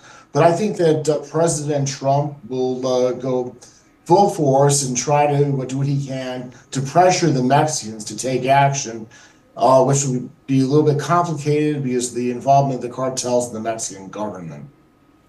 Karis Rea, looking now at one of Donald Trump's key claims during his election campaign, ending the war in Russia and Ukraine. Also looking to end the conflict between Gaza and Israel, Hamas and Israel, my apologies. One has been ticked off. How influential do you think he will be in ending the war between Russia and Ukraine? That's a great question. I was very, very confident in Trump. I'm a big Trump supporter, a big America First MAGA individual over here. I was very confident about that. However, I am a little bit wary looking at what is happening in Gaza because I am not a proponent of the ceasefire deal. It is true that we've seen a few hostages released, but at what cost? However, we have been reassured with Mike Waltz's recent comments that if Hamas does not stick to this ceasefire deal in stage 2, that America will have that Israel will have America's full support in proceeding with this war and actually being victorious, because I believe that any deal which keeps Hamas in power is not a deal at all. So let's see if Trump can actually come through with a deal between Russia and Ukraine that is actually truly beneficial for Ukrainian sovereignty and keeps Russia at bay. Because as far as this deal is concerned with Hamas and Israel, to me, it is actually not a very favorable deal for Israel. That being said, one of Trump's executive orders on that front that was just announced was that he will be completely defunding UNRWA, which is an organization that has basically been posturing as a neutral outfit of the UN when 20 years of evidence suggests that it's actually just a Hamas front for terrorists. In the last week, there are certain moves related to foreign policy, including the Middle East envoy saying that Qatar is doing God's work, that has, for the first time in 4 years, actually made me personally question Donald Trump's competence when it comes to foreign policy. I don't know as much about Ukraine, Russia as I do about Israel and Hamas. However, I do know that a deal needs to be done. It is not the same. It is not, the same type of war we're looking at there, yes, as is the case, So these are two completely different situations. Israel and Gaza was not a stalemate. Ukraine and Russia really was dragging on. And it looked like because Biden did not supply Ukraine with the necessary armaments in the first stage, that it just ended up being an absolute disaster. So, yes, so and I want to look at that support from America. Apologies to cut you off there, Karis. Rishab Gulati, we know that Joe Biden has sent billions of dollars in aid to Ukraine. There are fears within Western Europe that this might be cut off now Trump has assumed power, or is soon to assume power. Do you think that Trump's influence in Europe could have devastating effects for either side? It's going to be a rough ride for the Europeans, for sure. Does that necessarily mean that something dramatic is going to take place? No. First time around, Donald Trump said he's going to exit the WHO. He asked NATO to, start spending a lot more on defense budgets. Many of them, from an American point of view, are perfectly reasonable things. Should the UK, should the French be able to defend themselves and not be relying on the Americans to intervene? Yes. We've just seen the British Prime Minister. What's he doing in Ukraine right now? He's trying to reassure the Ukrainians that the support will continue regardless of what happens today. What kind of support? What is being achieved in the Ukraine? So if we take the example that was being discussed on Gaza, the question that is asked is, all right, where did Hamas get the money from? And we say, okay, you follow the money leads you to Tehran. Where does Tehran get the money from? It's a country under sanctions. Where's the money coming from? And you follow that lead and you find out that not too long ago, about a year and a half ago, a multi-billion-dollar package came from the Chinese and the Russians. So if you keep following the money, you understand that Cold War 2.0 has already started. You are seeing flashpoints across the world in this Cold War 2.0, and that's China versus the United States. Now, I'll just make a small point as we're watching live visuals still coming in from the US Capitol on the issue of TikTok. I think Donald Trump has been pragmatic. He's recognized that TikTok is very popular amongst young Americans. Okay. The banning of TikTok was something he himself had mooted. Remember, in our country, the only big country to have banned TikTok because it was a Chinese threat. It's an assessment we made. It's no different in the United States. But he has said, all right, it's a popular thing. Can we get somebody in America to run the platform so that we sort of diminish the Chinese threat a little bit, at least this control on data, without doing away from something on which people's livelihoods are dependent. And there are a lot of people, creators out there whose livelihoods are dependent upon that. So there is pragmatism in Donald Trump. You'll have to give him that as you're watching shots of all the ceremonies that are taking place. We're about an hour and a half away as I introduce Megha Sharma, Executive Editor, to come and join us. We are also expecting, I'm told, Mukesh Aghi to be joining us and Ambassador Atul Keshav to take this conversation forward. Megha. Right, absolutely. In fact, right now, joining us is Ambassador Atul Keshav. He is the president of the US-India Business Council. Thank you very much for joining us. And of course, the big question, what is it that the American businesses are anticipating now that President Trump is in power, this time his second term? The celebration of the resilience of American democracy. It's been 235 years since President George Washington took the oath of office on the steps of Federal Hall in New York City, and we have had 235 years of peaceful and orderly transition of power. So I think for friends and well-wishers in countries like India, this is a celebration of democracy, and I think we're all very happy about that. The other thing I'd like to mention is that it's very interesting to me that we have a quad ministerial happening right away after the inauguration. That is a very strong signal of foreign policy continuity, especially regarding the Indo-Pacific, and I'm delighted that Foreign Minister Jaishankar is in town. And then regarding your question about American businesses, I think what we want to see is equitable and fair treatment. We want to see equal access. We want to see equal opportunity, a level playing field. We want to see ease of doing business, speed of doing business. And in fact, that's all in our paper, where we've also, as USIBC, outlined some goals for what the US and Indian governments can do in particular to enhance our strategic, economic, and technological convergence. Right, absolutely. But keeping in mind the kind of promises and his, going ahead and vowing that there are going to be tariffs that are going to be imposed, he also has warned that there could be tariffs on India, tariffs on China, on Mexico, and Canada. How is that going to impact Indian businesses?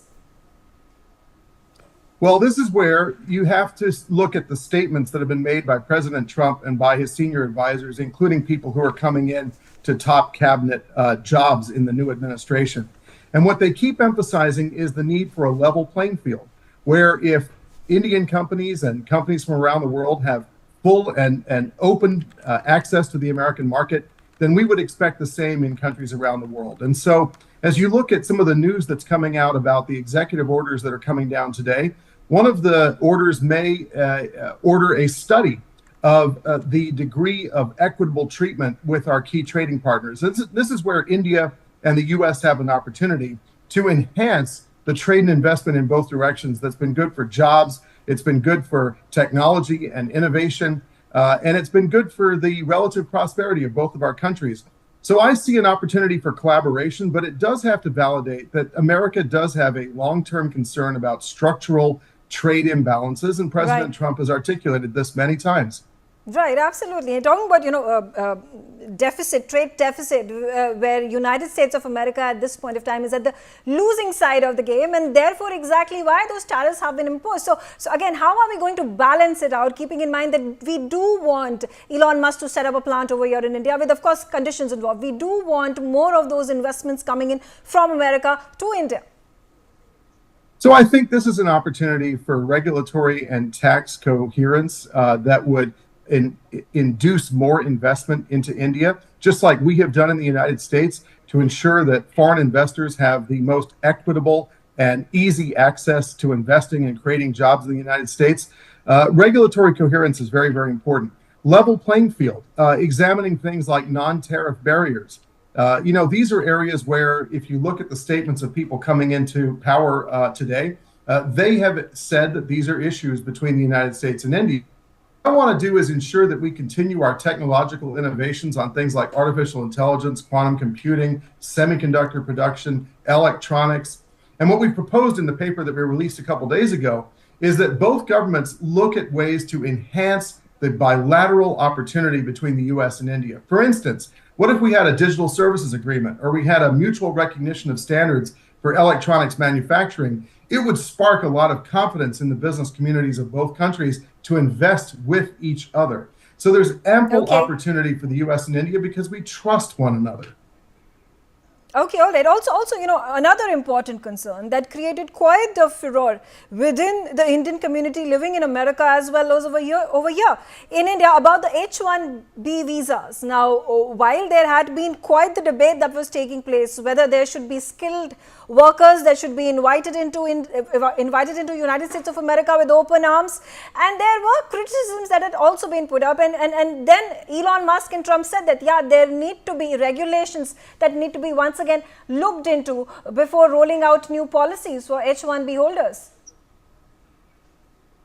Megha, if that's a question, I think what I would say is that the president has spoken very clearly on this, President Trump, and the U.S.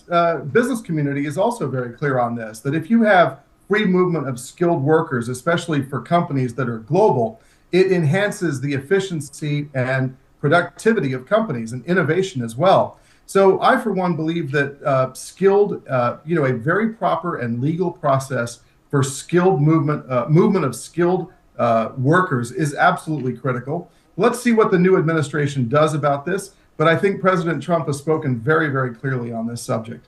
Now, there is also anticipation that there could be a meeting that would be held between the heads of states of India and America in April. What is it that we can look forward to, keeping in mind when we take a look at Trump presidency in 2016, and of course Prime Minister Narendra Modi was here, the Prime Minister of the country. How do you see this relationship growing further? Well, this is a choice for Delhi and Washington and for the Indian and American people. We can accentuate our differences, or we can accentuate the areas where we converge. And I think that we have a very strong strategic convergence on the Indo-Pacific. We have a very strong technological convergence because we are high-trust societies.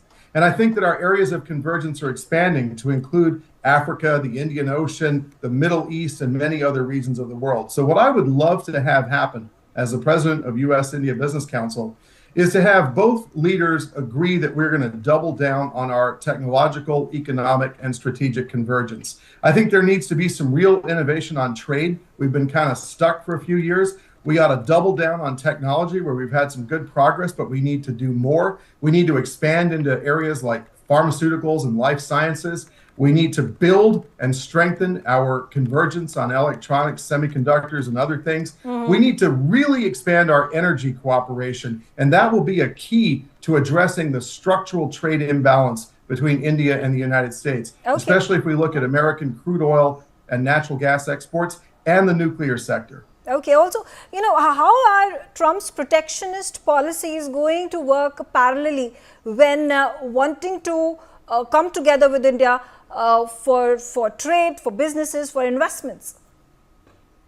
So I would probably question the approach of that suggestion, which is that there is a long felt feeling by President Trump and by people around him that our trade with the world has been structurally imbalanced. And if you look at the chronic decades-long trade imbalances with China, Canada, Mexico, India, and other large economies, there is this feeling that jobs were exported overseas and that prosperity was exported overseas. And so I think what's being asked of our partners is to understand our perspectives on that. And that's where President Trump has been really clear that there has to be some form of balance. There has to be free and equitable and fair access to each other's economies.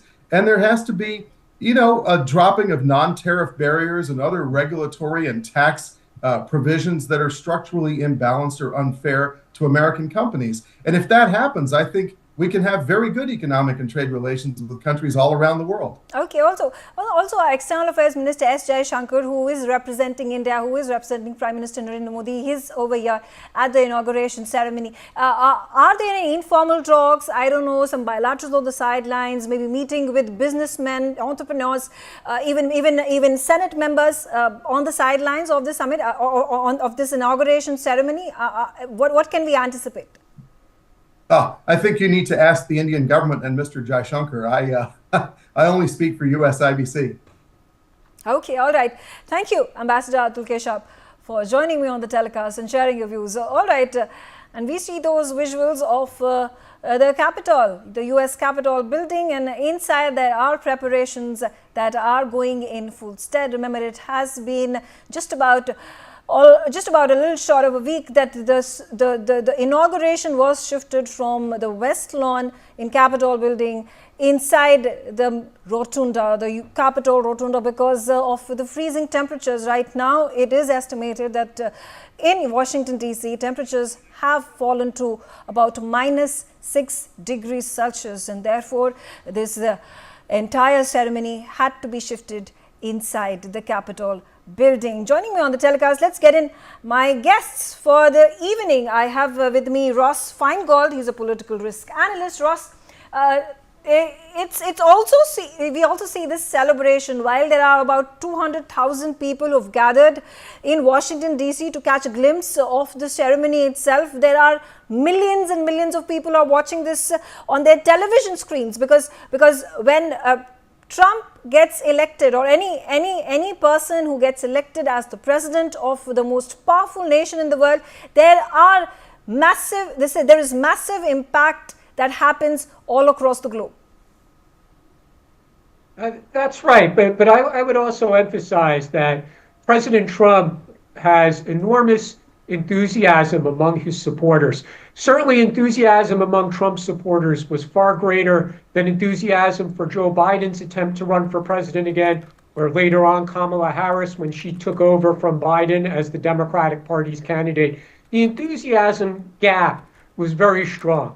And we see that with the large number of people who have braved the cold weather to come to Washington, D.C. to witness today's events. And we also can notice it in the remarks when Trump supporters are interviewed, for example, those supporters who are in Washington, D.C. today. The level of enthusiasm that they have for President Trump is enormous. And I think that's going to carry over in the coming weeks, where we're going to see a honeymoon period for President Trump. All new presidents get a honeymoon period. The question then becomes, how long does the honeymoon period last? Some are short, some could be longer. But I think it's fair to say that President Trump, as he attempts to implement his new policies, he will enjoy a bit of a honeymoon period. Okay, stay on with me. I also have with me right now Mukesh Aghi. Thank you very much for joining us. Mukesh Aghi is the president of the US-India Strategic Partnership Forum. Mr. Aghi, I asked the same question to Ambassador Keshav, who was joined on NewsX just a short while ago. What is it that businesses in America are expecting when Trump comes to power? Well, you have to understand, businesses are expecting lower regulation. They're expecting basically lower interest rates, so their capital is easily available. They're looking at opening of markets and partnership on a global basis. So we do expect businesses to, and you can see the reaction in the Wall Street. They've gone up, expectations from that perspective.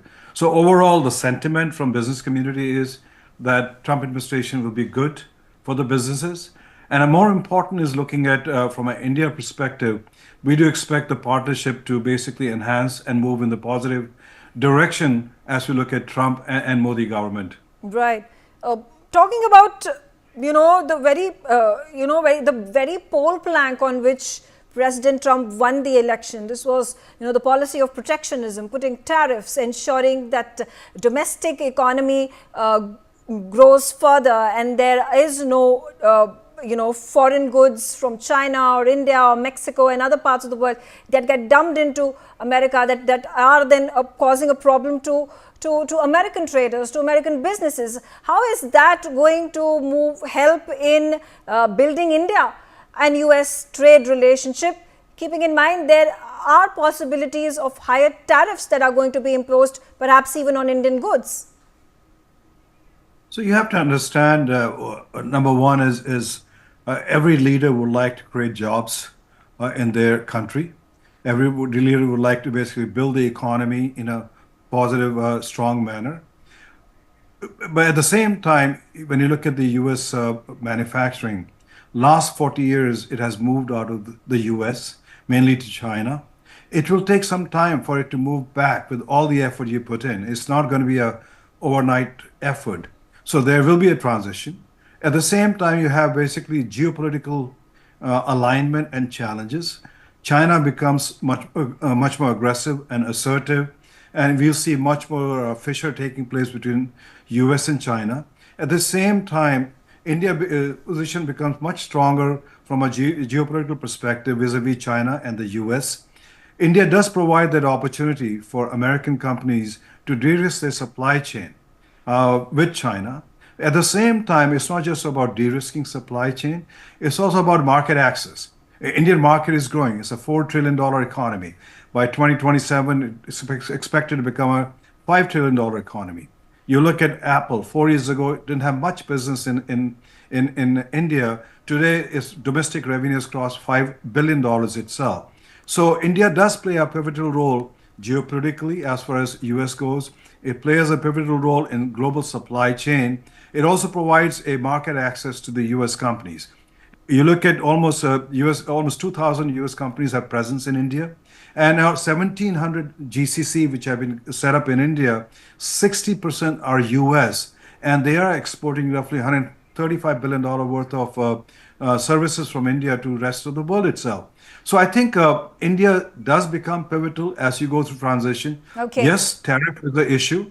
And that's where I think India, US has to work together to sort out the tariffs between the two countries. Right, absolutely. How much do you think is going to be the impact of Prime Minister Narendra Modi and President Trump's bonhomie and camaraderie? Because we saw in President Trump's first term, it was Prime Minister Narendra Modi who visited United States of America. In fact, he was there and got such a warm welcome, massive celebrations that had taken place. There were hundreds and thousands of people that had traveled from across the country to see Prime Minister Narendra Modi. In fact, that Howdy Modi event had gained massive traction from across the globe. And then we also saw President Trump visiting India and Prime Minister Narendra Modi left no stone unturned to welcome him.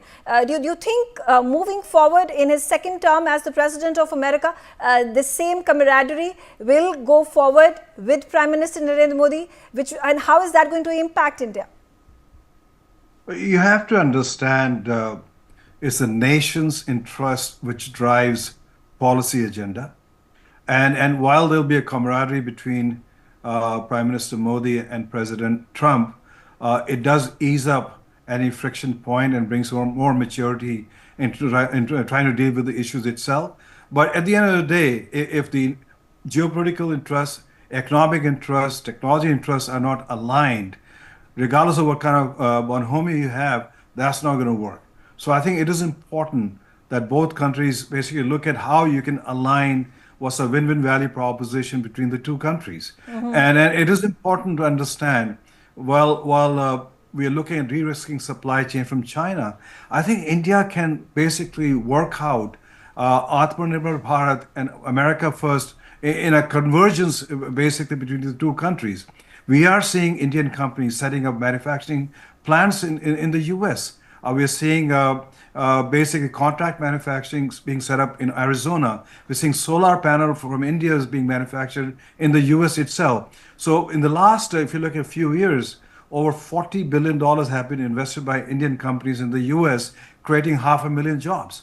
So what we are seeing is it's not just one-way traffic, it's both ways. Yes, US companies are investing more, but I think you have to understand that unless both sides have a win-win value proposition, then regardless of how much bonhomie you have, it's not going to work. Okay. Also, one more question about, a row that erupted just a few weeks ago over H-1B visas. How is, that has put a number of Indians who are wanting to travel to America and Indian Americans in a quandary, because is there a sentiment among Indian Americans that they might not get the green cards now, and what are going to be the new norms and policy in granting green cards to Indians? Well, you have to understand America attracts the best and the brightest, and that's what gets the economy and the country and the technology moving forward in America. So that process continue. It may come through either hiring directly graduate students or hiring through H-1B visa process itself. But more important is there, you have 5.5 million Indian Americans, and roughly over 1.1 million are waiting from the H-1B visa to be a green card holder.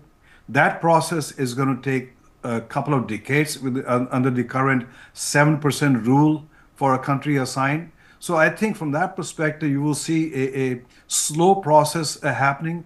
But overall, you can look at the Biden administration, you look at the Trump administration, Indian Americans are playing a pivotal role building the nation itself.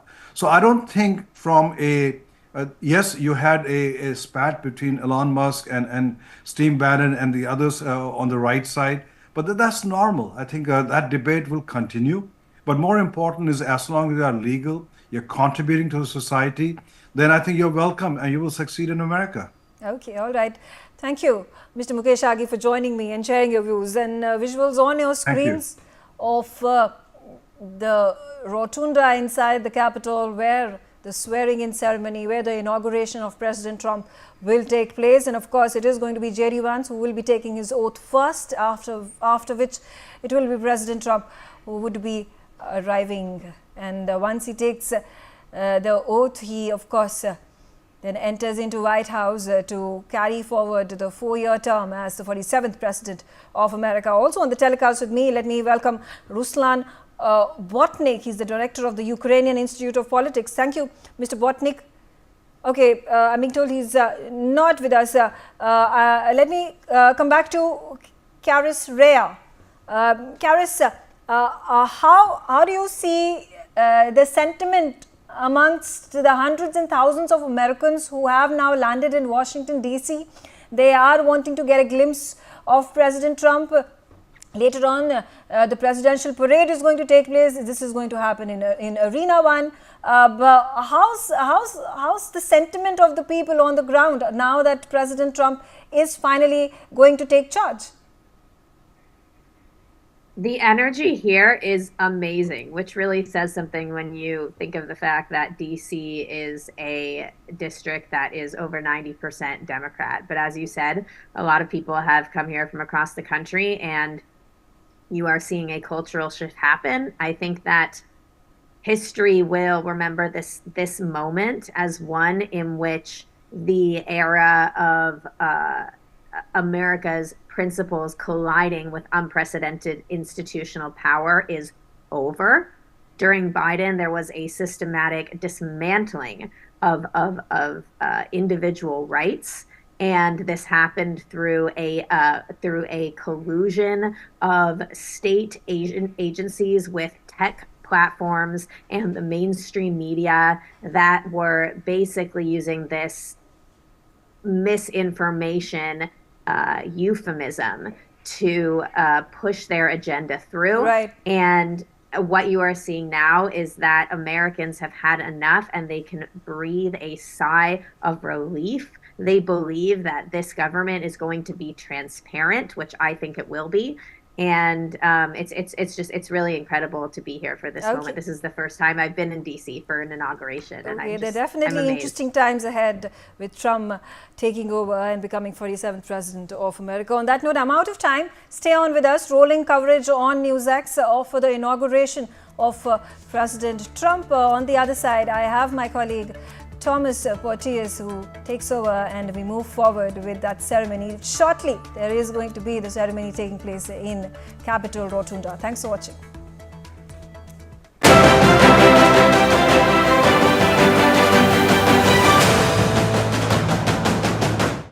MDH का kitchen king kitchen में हो तो हम सब कुछ बना सकते हैं। बैंगन का भरता, आलू गोभी, भिंडी मसाला और भी बहुत कुछ। MDH कल करे सो आज कर, रिटायरमेंट अपनी प्लान कर, NPS में इन्वेस्ट कर, छोटे छोटे इन्वेस्टमेंट से कर तू शुरुआत, बड़े कॉर्पस अमाउंट की मिलेगी सौगात। हाँ, कल भी रहे आज के ठाट, पाओ पेंशन 70 हो या 60, चलती रहे लाइफ की पारी। NPS जरूरी है, हाँ करनी है तैयारी, NPS जरूरी है।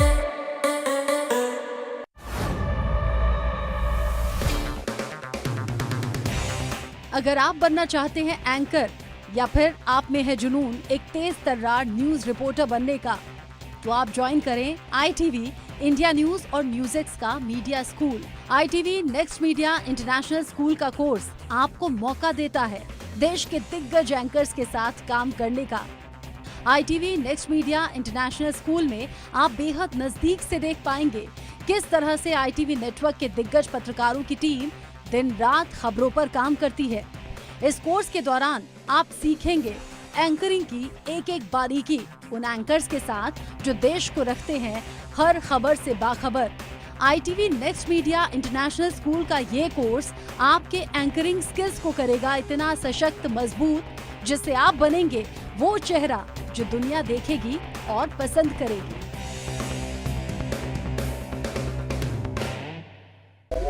करे सो आज कर, रिटायरमेंट अपनी प्लान कर, NPS में इन्वेस्ट कर, छोटे छोटे इन्वेस्टमेंट से कर तू शुरुआत, बड़े कॉर्पस अमाउंट की मिलेगी सौगात। हाँ, कल भी रहे आज के ठाट, पाओ पेंशन 70 हो या 60, चलती रहे लाइफ की पारी। NPS जरूरी है, हाँ करनी है तैयारी, NPS जरूरी है।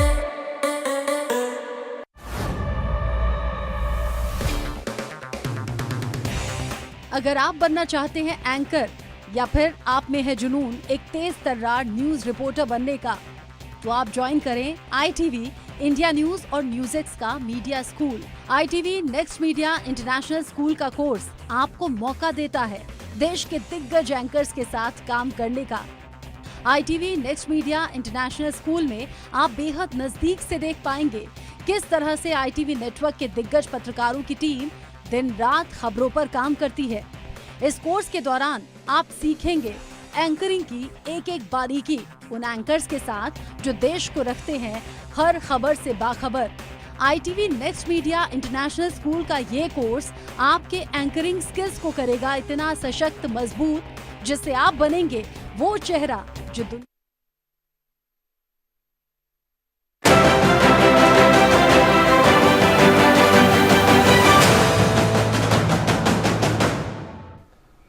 Welcome back. I'm Thomas Porteous and you're watching NewsX. We are covering the inauguration ceremony of Donald Trump. The ceremonies around the inauguration have already started. President Trump paid a visit to St. John's Church, a tradition followed by US presidents since James Madison. Let's get a word in from my editor-in-chief, Rishabh Gulati. Rishabh, these are grand celebrations being held in DC right now. There are over 200,000 people in DC to watch the inauguration of Donald Trump. How impactful is Trump's presidency in his second term, and how impactful is this going to be for US and the world? Well, we're bracing for it. You're watching live visuals. This is inside the Capitol Rotunda. Obviously not as grand as it could have been, because the people you're mentioning gathering in DC are gathered in stadiums because of the cold weather. 600 invitees, including a very interesting list of the who's who, not only of America, but of the global community at large. That's the entrance way in which people have been entering. I can tell you that the seats are now filled. We are about less than 90 minutes away from the inaugural ceremony, which of course will be pretty brief. We are not expecting the pageantry of the parades to the extent that have happened in the past. What is possible, what is not possible. But yes, you're going to see a transition of power. And for sure, Tom, there is a lot of excitement. There's a lot of curiosity on what Donald Trump is going to do as soon as he sits on the in the Oval Office once again. What all is he going to sign? You're watching visuals on the left side of your screen. That is India's External Affairs Minister, Dr. Jaishankar, who was there at the church ceremony this morning. I think he's in conversation there with Vivek Ramaswamy, who now takes over, in effect, a cabinet portfolio in a very interesting department, which is going to be a lesson for all of us. So a lot of excitement. Let's see now how this pans out once this formality, of course, is over and done with in the next 90 minutes now. Thank you, Rishabh. We are, as you can see, all the guests are gathering in the hall. Who is not there includes Keir Starmer, Prime Minister of the UK, Olaf Scholz, Chancellor of Germany, and the French President Emmanuel Macron. Reena Sundar, founder of the DET Modern India. What is Trump trying to signify in not inviting these individuals? I think he's signaling a lot of things, but from in Norway we are following his ceremony very closely and the development of his political leadership. But we are very happy that the Indian foreign minister is there. But there are a lot of exciting things that we are curious to dig into once we know more which kind of take Trump is going to have on various issues that are going to be very relevant for Norway. So I hope later in this session we can talk about the pros and the cons. There are many views on Trump in Norway, both positive and negative. Some people say that there has not been any wars declared by Trump when he was president. And when we are talking about who has been invited, who has not been invited, some people also say that he likes strong men, which can be a very good thing in a time where the world is getting more and more polarized, where we have very strong leaders in Russia and China, that maybe Trump is the man who can also be able to make a deal with the countries we might fear can also go to war with. Of course, being in Norway, we are very worried about Norway's trade with the US, because if Europe is weak, EU is weak, we have challenges in Norway. But we are very excited about this ceremony, and from Norway, the NATO president actually is represented, probably sitting there together with Mr. Jaishankar. So from Norway, we are really following the development in the US very closely. Because as I Thank you very much. Jordan Cope, we are joined by a political expert. We have heard that Joe Biden has written a letter to Donald Trump, as per tradition that presidents have. There also is thousands of people protesting against Trump being inaugurated in the UK. Will this tradition be as smooth as it seems, and what's the energy in the country right now? It seems Joe Biden has been fairly hospitable, at least as of now. He welcomed Trump to the White House for a tea time and quote unquote, I believe Trump might have even felt at home. So it's good to see at least some sense of civil discourse at this hour. The last election was obviously one very much of tension throughout the country. But it's also important to note that there's some internal tension right now within the Democratic Party between Joe Biden and the Obamas. It's suspected that Joe Biden was actually pushed out of the election, perhaps in part by the Obama family, to pave the way for Kamala Harris to run. So, of course, there's always going to be protesters at every inauguration. But so far, it doesn't seem quite as tense as when Trump was inaugurated the last time. So, of course, more will be seen later today as the inauguration commences in just about, I believe, a few minutes, an hour and a half or so. But we'll see. But it doesn't seem as tense as some have been trying to portray it. Daniel Wagner, who is the CEO of Country Risk. I was wondering, Trump has planned to sign over 200 executive orders in the first 200 days, the now slim majority, Republican majority in Congress. How will a large number of executive orders signed by Trump on his first day impact the balance of power between the executive and legislative branches? There are going to be a number of challenges that will be raised by this blitz of executive orders on the first day, and it will set a record, presumably. Chief among them, of course, is TikTok. And the idea that both the Congress and the Supreme Court have passed and upheld this law, and now Trump is keen on extending TikTok's ban for 90 days to see if ByteDance will ultimately sell themselves to an American buyer. They didn't do that. They had 9 months to do it. I'm not sure they're going to do it now. They've said they're not going to actually do that. So I'm not sure what the ultimate purpose is, except it's troublesome, very troublesome, that a major donor to Trump is a 15% owner in ByteDance. And Trump, who initiated the proceedings against TikTok in his first administration, now all of a sudden has had a change of heart. So these are the types of things that are going to raise a lot of questions and eyebrows in Washington. I think we're going to see tension between the executive and judicial and legislative branches throughout the Trump presidency. There can be no doubt about that because he's such an erratic leader, and some of what he wants to do is contrary to American law. So I'm as curious as anyone else. We can now see Trump's vehicle making its way to the ceremony. But staying on this topic of executive orders, there is an estimated 11 million undocumented immigrants in the US. Economists have warned against this biggest deportation plan in history that Trump has in the pipeline. What are the challenges that might arise executing this? Hugh Dujan, Senior Director of International Organization Affairs at the UNSC. What are your thoughts on this? Well, hello, thank you. We have millions of illegal aliens in the United States. The immediate question is about whether they're deported. The fact of the matter is the United States is not a place that has a second-class citizenship. When you have illegal aliens who are allowed to stay under ambiguous circumstances for whatever economic impact it might be for our business sector or cultural or otherwise, it makes them into a second-class citizenry.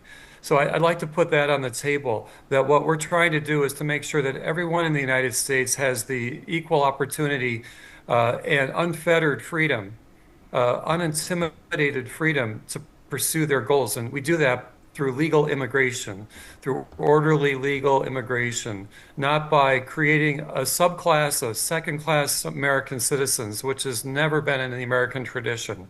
So I applaud President Trump for taking this on for the sake of our American identity and the example that we wish to put around the world of freedom, unfettered by intimidation. When you're living in a country, you're in an illegal status, undocumented, some will say, you are actually intimidated into doing things that a person otherwise wouldn't do. You're living secretly, you're being cautious, you're not being honest, etc. And it's a culture of distrust that evolves.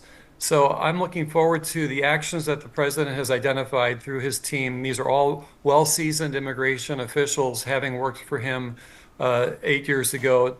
And also, he's very familiar with the issue and the topic. So I'm eager to see the creative result. He's a humane person in the end. I don't expect to see any very brutal type of actions taken, but we will have to use the law on the books and to make it real so that fairness is available to those who do seek to come in under the rules, and that the rest of us are protected against individuals of whom we know very little and several of whom have proven to be very dangerous to American society. Charlotte Littlewood, as we watch Trump's car roll through the streets of Washington surrounded by guards, I wanted to talk about Trump's favourite word, which he has stated is tariff. What could imposing new tariffs have on the global economy and trade relations with other key trading partners like Mexico, like China and Canada? He throws around this word. What do you think about this? I think it's very concerning, especially for Canada and Mexico, when he's talking about a 25% tariff. Here in the UK, there's been mention of 10 to 20%, which is really concerning considering they're our largest trading partner. And in post-Brexit Britain, it's a really important trading partner for us.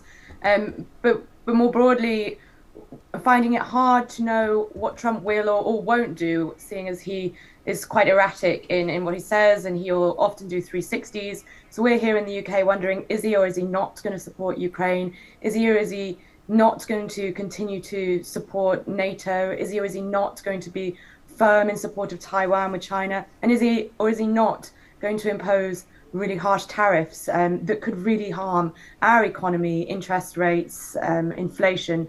So there's a lot of concern, but there's also a lot of uncertainty, and time will tell.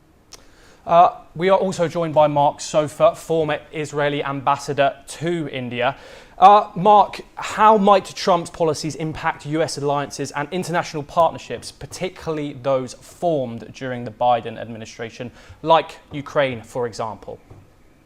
Well, of course, Ukraine and the Middle East are today's hotspots in the international arena. There's no need not telling anything new there. I should also say I'm certainly not a government spokesman today, very far from it. I think what we've heard from the earlier speakers, and I subscribe to it entirely, is that the unpredictability is the name of the game. We don't really know where it's going. He can have a position one day and another position the next day, and that's what we've seen in his first administration. And here too, in the Middle East, he professes to be, and I believe he is, a great friend of Israel. But I don't think he's a great friend of Netanyahu. There's an enormous amount of bad blood that has run between them. And so that has to play out one way or the other there too. So I think that the global arena will change, first of all, in tone more than anything else. There's going to be a lot of table hammering and bashing on fists on the screens. And I think also in substance, because he looks at things in sort of, America will run this place. We will tell everybody what to do. And they will listen to us, and maybe to a certain extent, the world is in need of that right now. Certainly, we are in the Middle East. Professor Madhav Nalapat, staying on the topic of foreign policy, Trump can be seen as hawkish in his foreign policies. What do you think? Do you think this is what the world needs right now? Obviously, we have just seen a ceasefire with Gaza and Hamas. Look, the fact of the matter is this is going to be a single term. Donald Trump has made it clear he's not going to fight for another term. And I think that's very wise, because if he did so, he'd meet the same fate as Joe Biden. Secondly, he'll have a very strong interest in ensuring a good administration and in ensuring that J.D. Vance, his chosen vice president, will succeed him in the presidency. It's an extremely powerful job, and I don't think Trump wants people who are completely opposed to him to take over that job. As for Israel, frankly, I have no doubts whatsoever that Trump is committed to a destruction of what is called the axis of resistance. The clerics in Iran, Hezbollah, Hamas, etc. He's committed to that. And I don't believe he's going to go away from that commitment, irrespective of who is the leader of Israel. I think he's going to ensure that that is kept. And very importantly, it's important for him to have a very successful first term to ensure that J.D. Vance takes over as his successor. Because I think a lot of J.D. Vance's success or failure will depend on Trump's term. And you saw, frankly, Kamala Harris was badly dragged down by the errors made by Biden, including, may I point out, in foreign policy. I mean, his support for Ukraine, for example, at a time when actually Taiwan is much more under threat. And Taiwan, or if you look at this way, support for Ukraine to get back territory, it lost in 2014.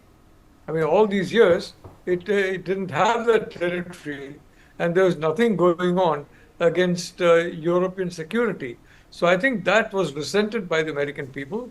They wanted that particular assistance instead of diverting it to Ukraine. And may I point out that Taiwan is a much more important priority for United States security interests. And I mean, for example, security interests in the knowledge industry, AI, etc. All these industries that we are hearing about so much about it now. Taiwan is critical in that. Taiwan is critical in both hardware and software, very critical in that. So from that point of view, is way more important. And what did we see? We saw Biden showering money on Ukraine, or rather weapons on Ukraine, and showering money on those who are making them in the US. I do apologize for hardly anything compared to that. No gift to Taiwan whatsoever. Everything the Taiwanese are getting is bought and paid for, and the number of what they're getting, the number of items, is much less than what's given to Ukraine. So I have no doubts that Donald Trump is going to work hard to be a successful president, and he'll want to have a smooth succession and a smooth successor. I do apologise to interrupt, Professor Nalapat. We can see now Donald Trump has arrived. We see many of his staff around him. I want to pass to my editor-in-chief, Rishabh Gulati. How do we think that this is going to unfurl? Well, the ceremony itself is not very long. It's going to be done in half an hour. The exciting things happen immediately after, because you mentioned a lot of executive orders. Remember, American democracy is as complex as ours. Sitting here where I am in New Delhi, it's not that the president has untrammeled powers to do whatever he wants. Everything that he issues in an executive order is open to congressional review in many aspects. So is everything going to get implemented? No. Will there be roadblocks? Yes, but you'll get an intent and purpose of what the priorities are. And you're getting an intent and purpose in the messaging that you mentioned. Why, for example, is a Nigel Farage there? Who is the choice of the people who've been chosen to invite? And it is indicative, as a lot of posts by Elon Musk have also indicated, that there is a push globally of having more politically aligned governments in other major European powers. At least support is coming more vocally than ever before, in both in substance and in style that we are seeing. So you are seeing what is an important exercise and shall remain an important exercise on the face of the planet, no matter where we are living. You are seeing a demonstration of democracy. For however broken the system seems from both within and without, it is a system that has withstood the test of time. This is the best example of a system we've got in terms of how to do peaceful transitions of power, regardless of how polarized the landscape might be. This is an important thing for the rest of us. It's equally important for people who are sitting in America to recognize that America will need friends, allies or not, but will need friends in the challenges that now are up before the world. And those challenges are serious. We don't want 2025 to be a war of more escalated conflicts. We are a world that has still just come out of COVID. We are a world that's still trying to figure out what the economic future will be. We don't understand AI. We don't understand yet quantum computing. We have to chart a new path into space. And we have to now put the track back onto the Indo-Pacific. If one thing, the conflicts of the old have been revived, the conflicts of NATO, of the Cold War. The real Cold War, ladies and gentlemen, is going to happen with China. It's already started. Mark, so far, as we are seeing Trump surrounded by his allies, including Italian Prime Minister Giorgia Meloni, we know that Xi Jinping's VP Han Zheng is also in attendance. What does this say about the individuals that Trump is putting in front of the world stage? Well, it's first of all the biggest show in town for many years, and I think that as we just heard, the elevation of Trump, or the assumption of his of office, is a huge event. It's an international event, it's a global event, and I think that we have to look at it in that sense that all global leaders should be there or are there, except for those who, for one reason or another, probably personal in the case of the UK, maybe in the case of France, etc., are a little bit wary of actually being there. And Netanyahu, incidentally, I should say, is not there, but that's because we're in the middle of the Trump negotiated, to a large extent, hostage deal that's going on right now. And there's a lot going on in the country. I don't know whether he was invited or not. The newspapers are the press is sort of not in abeyance one with the other, so it's difficult to know. So I think that this is the biggest show in town. I think it's not really surprising that all the who's who of international leadership is there, and I don't think that says much more than that. I think he'll take the policy that he has forward vis-a-vis China. The fact that the Chinese leader is there doesn't mean that he'll be pro-Chinese by any means. You've heard about the Taiwan problem, etc.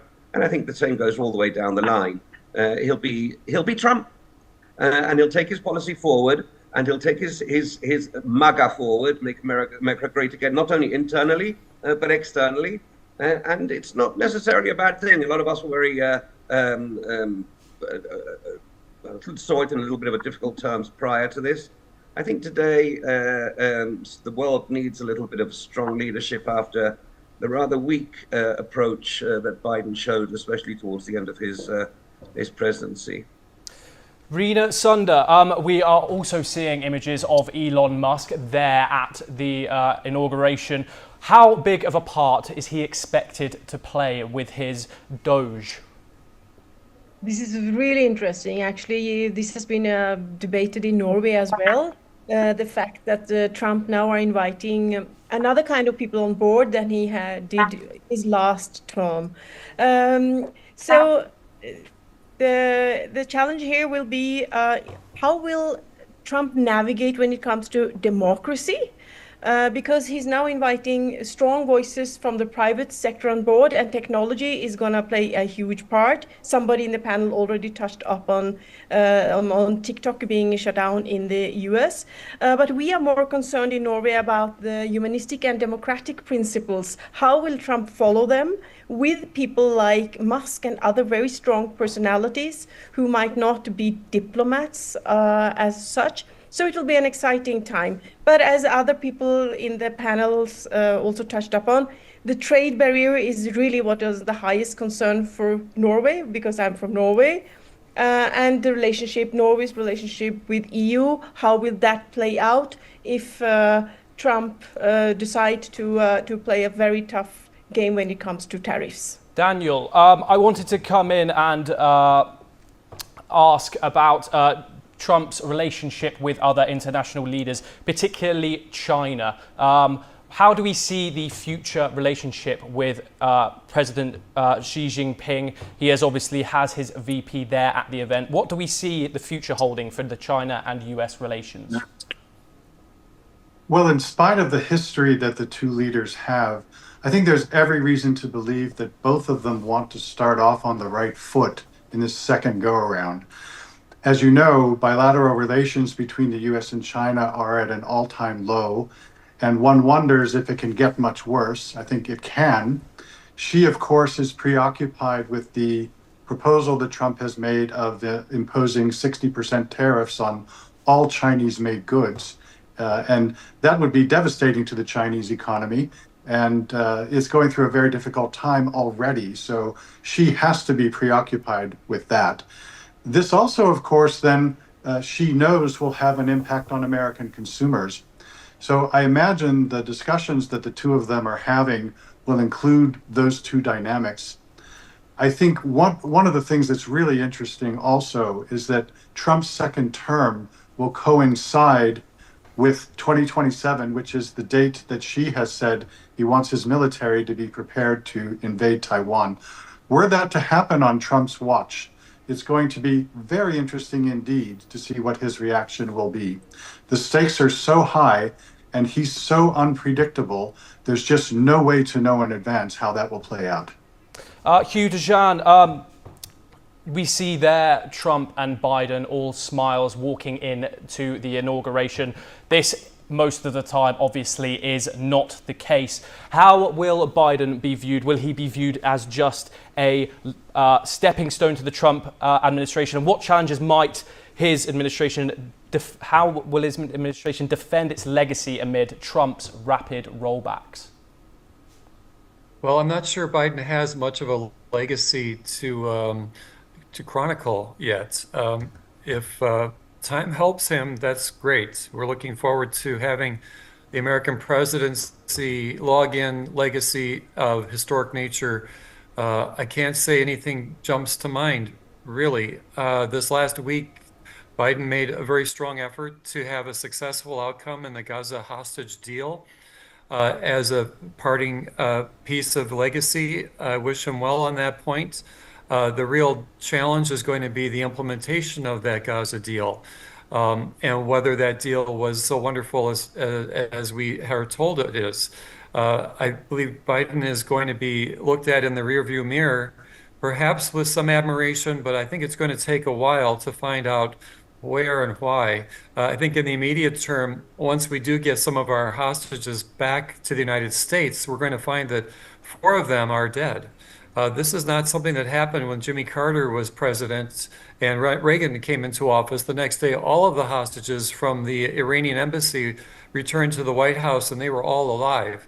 When we get the bittersweet reality that 4 of our 7 Americans come home dead, I think there'll be some anger in the rearview mirror to the Biden administration for having overseen such a disastrous thing as the invasion of Gaza and the invasion of Ukraine and the horrible withdrawal from Afghanistan. So I think the legacy is going to be very difficult to overcome those parting shots on the global stage, not to speak of the economic difficulties Americans face at home.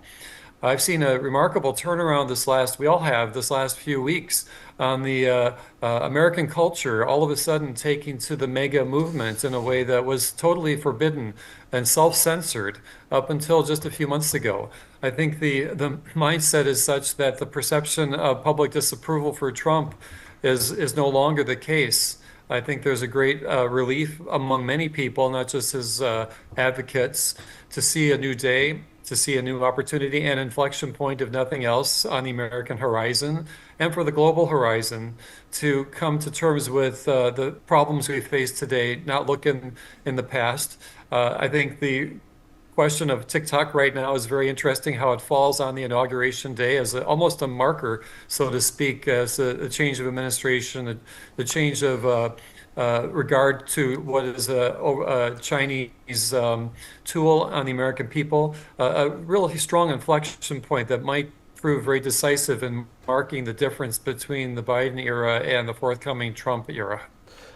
Charlotte, I wanted to ask, 4 years ago, almost this time, we saw a riot go on at the Capitol. Trump has said within this first day he's planning on pardoning the individuals involved in the Capitol 6 riot. What precedent does this set?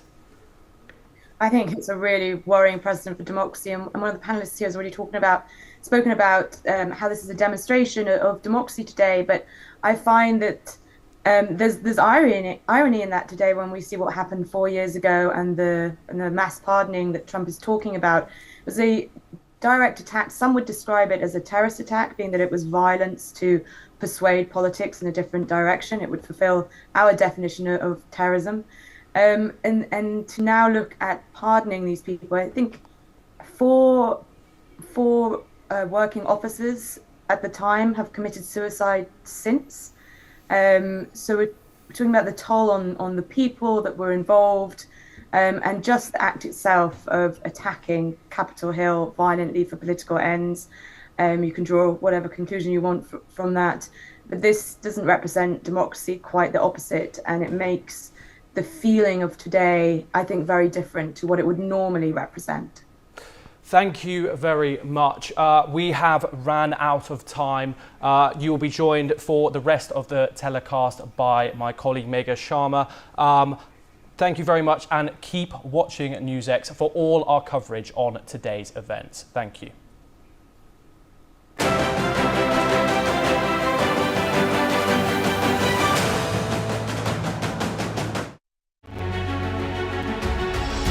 Uttar Pradesh की धरती वीरों से भरी है।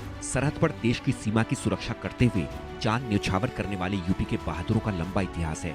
उत्तर प्रदेश की योगी सरकार border पर शहीद होने वाले प्रदेश के वीर सपूतों के परिवारों की सुध ले रही है।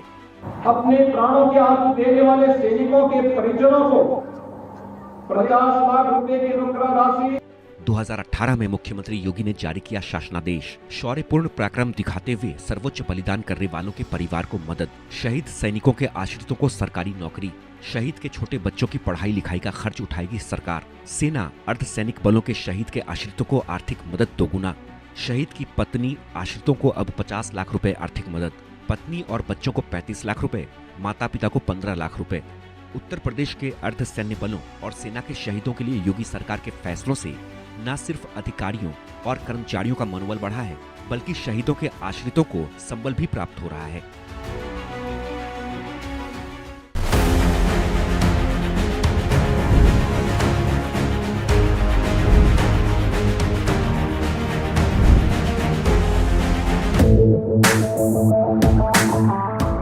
ਸਰਕਾਰੀ ਸਕੂਲਾਂ ਨੂੰ ਵੀ ਬਹੁਤ ਸ਼ਾਨਦਾਰ ਬੱਸਾਂ ਅਸੀਂ ਦੇਵਾਂਗੇ ਤਾਂ ਕਿ ਉਹ ਬੱਸਾਂ ਜਿਹੜੀਆਂ ਬੱਚਿਆਂ ਨੂੰ ਲੈ ਕੇ ਵੀ ਜਾ ਸਕਣ, ਘਰੇ ਵੀ ਪਹੁੰਚਾ ਸਕਣ। In the state of Punjab, under the dynamic leadership of Chief Minister Bhagwant Singh Mann, government schools are being transformed with modern facilities and free quality education.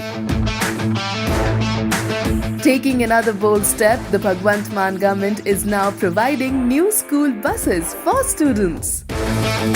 GPS ਲੱਗਿਆ ਹੋਊਗਾ, ਮਾਪਿਆਂ ਨੂੰ ਮੋਬਾਈਲ ਤੋਂ ਪਤਾ ਲੱਗ ਜਾਊਗਾ ਕਿ ਸਾਡੇ ਬੱਚੇ ਵਾਲੀ ਜਿਹੜੀ ਬੱਸ ਹੈ ਉਹ ਕਿੱਥੇ ਪਹੁੰਚ ਗਈ ਤੇ ਕਿੱਥੋਂ ਉਹਨੂੰ ਪਿਕ ਕਰਨਾ ਤੁਸੀਂ ਉੱਥੋਂ ਜਾ ਸਕਦੇ ਹੋ। ਲੇਟੈਸਟ ਟੈਕਨੋਲੋਜੀ ਲੱਗੀ ਹੋਊਗੀ। In the first batch, these buses will benefit over 20,000 students, ensuring safe and comfortable commutes.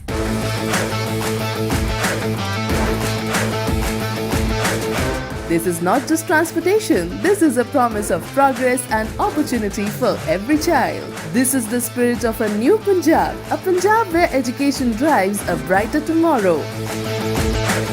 ਪਹਿਲੇ ਬੈਚ ਵਾਸਤੇ 20,000 ਬੱਚੇ ਦਾ ਅਸੀਂ ਪ੍ਰਬੰਧ ਕਰ ਰਹੇ ਹਾਂ। ਸੋ ਜੇ ਨੀਅਤ ਸਾਫ਼ ਹੋਵੇ ਕੋਈ ਨਾ ਕੋਈ ਤਾਂ ਤਰੀਕਾ ਨਿਕਲੇ ਆਉਂਦਾ। This is New Punjab, this is Rangla Punjab.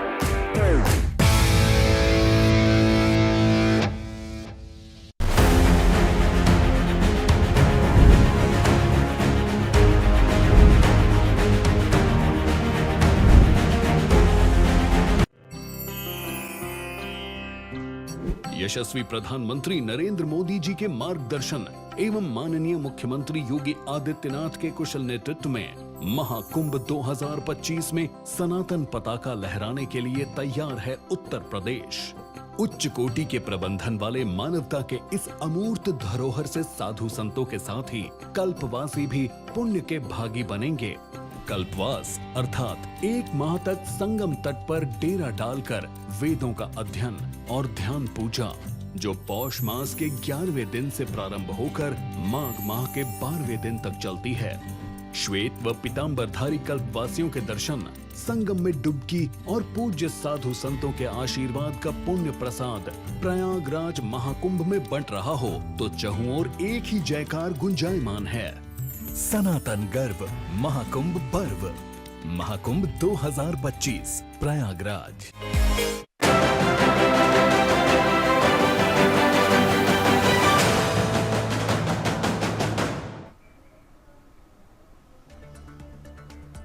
Hello and welcome. You're watching NewsX. I'm Megha Sharma, and this is a very important day in the history of United States of America.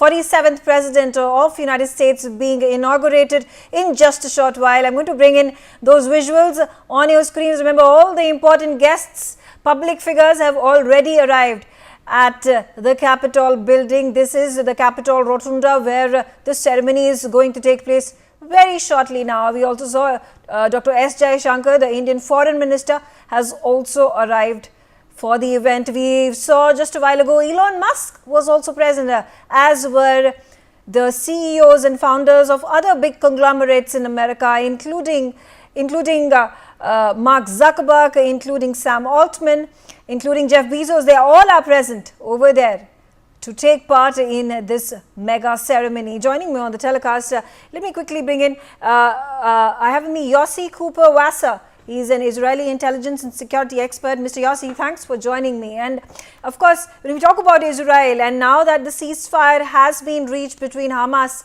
and Israel, how much credit do you think should be given to President Trump for this ceasefire to have been achieved? Well, President Biden did a long effort in order to pave the road for this ceasefire, and without the contribution of President Trump, it wouldn't have happened.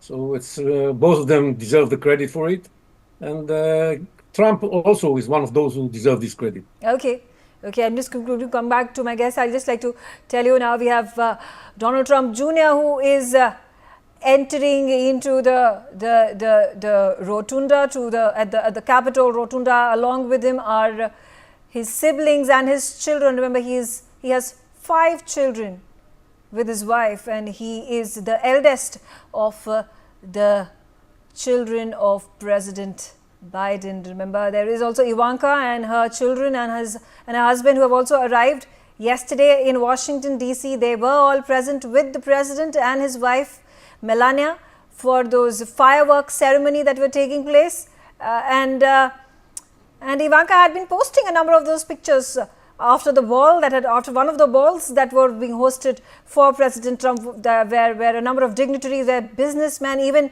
Ambanis were present. Mukesh Ambani and his wife Neeta Ambani were also present to be part of that ceremony.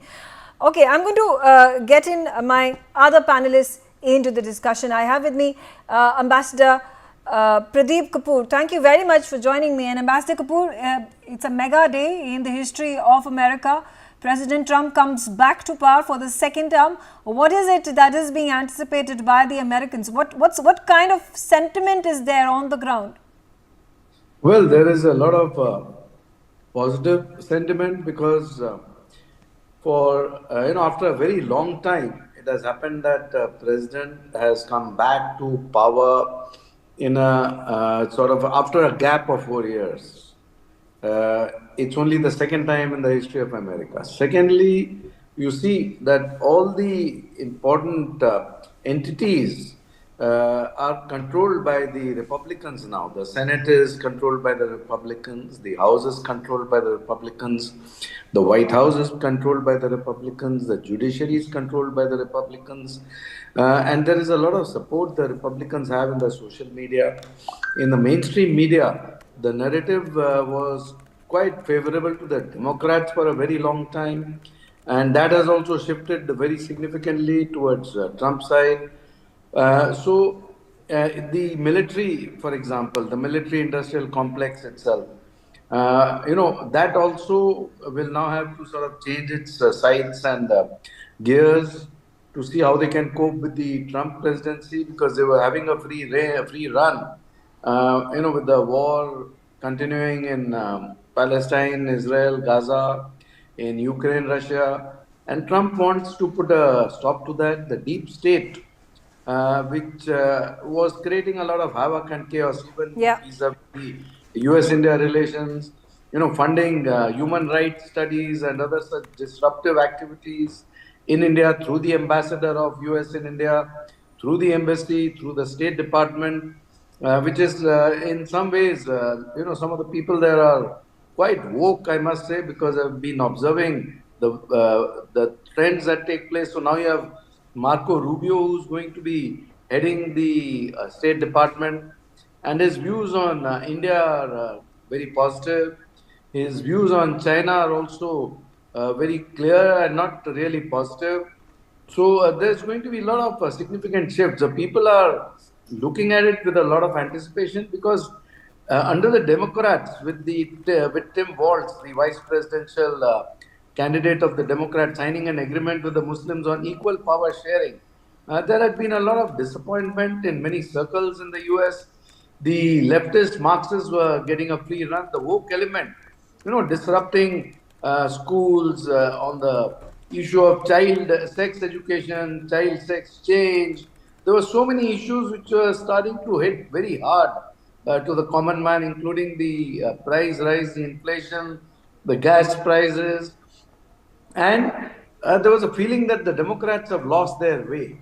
Okay. So a lot of the Hindus also voted in favor of Trump, particularly in swing states where numbers are very small, and any such segment which votes for one candidate can easily swing the vote towards that candidate. So large numbers of Hindus in the swing states voted for Trump. For the first time, what I saw was the Hindus who would vote in large numbers for Democrats had a shift in perception and a shift in sort of their voting. They would earlier not even go out to vote.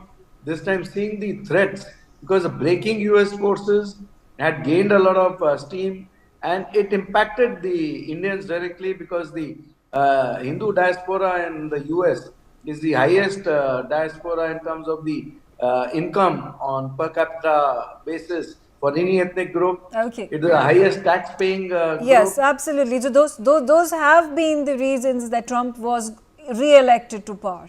There have been a percentage which is significant where Indian Americans who had traditionally been voting for the Democrats ended up voting for Trump this time around. Visuals on our screens of Bill Clinton and Hillary Clinton, who have also arrived inside the Capitol building. They are meeting other dignitaries over there. We just a moment ago saw Mike Pence, the former Secretary of State of President Trump in his first term, has also arrived. He is not seen with his wife accompanying him. I'm going to come to Professor Arvind Mahajan. Thank you very much for joining us. And Professor Mahajan, what is it that you anticipate from Trump 2.0? Well, I mean, domestically, as your earlier speakers have said, I mean, their impact in two dimensions. One is domestically within the United States. And these fundamentally, of course, these things affect the world outside the United States as well. But these have to do with, of course, the economics, the social dimension, and then, of course, the strategic dimension. So in the social dimension, as people have mentioned earlier, there have been issues, concerns about people on the extreme left in terms of transgender, the role of getting education out, unemployment within certain racial groups. And these are things which domestically people have been concerned about. Of course, the most fundamental one has been inflation. And the hope is, in my opinion, President Trump is inheriting a fairly sound economy. The economy has turned around, the inflation has been coming down, and now really it is up to President Trump to fulfill the promises he has made, on basis of which he got a majority of the vote. Right, absolutely. Absolutely. Which is what is please, Barack Obama, the former president of America, has also arrived. Conspicuous by her absence is Michelle Obama, who released a statement just 2 days ago that she will not be attending the ceremony. There is George W. Bush, who is also present with his wife in attendance for the ceremony. Quickly coming to you, Raymond Vickery, there have been strong statements that have been made by the incoming president, Donald Trump, talking about tariffs, talking about immigration, but most importantly, yesterday he once again reiterated that he is going to declassify the John F. Kennedy files. What do you have to say about it? I'm sorry, go ahead. Thanks very much for having me. I think it is a great day for America. We're having a peaceful transfer of power. And unlike 4 years ago when Donald Trump refused to participate in the transfer of power and actually tried to prevent it, it's going forward in a peaceful and positive manner. I do think that there are concerns on the international economic scene. Donald Trump is very much in love with tariffs, both in terms of raising funds. He's talked about Bureau of External Revenue. He's also using tariffs as a bludgeon to try to get what he feels is his way from both friends and foes alike. I think in the U.S.-India relations, he has said repeatedly that India is an abuser of tariffs. So you can expect some action there, and has said it's going to be 10 to 20%.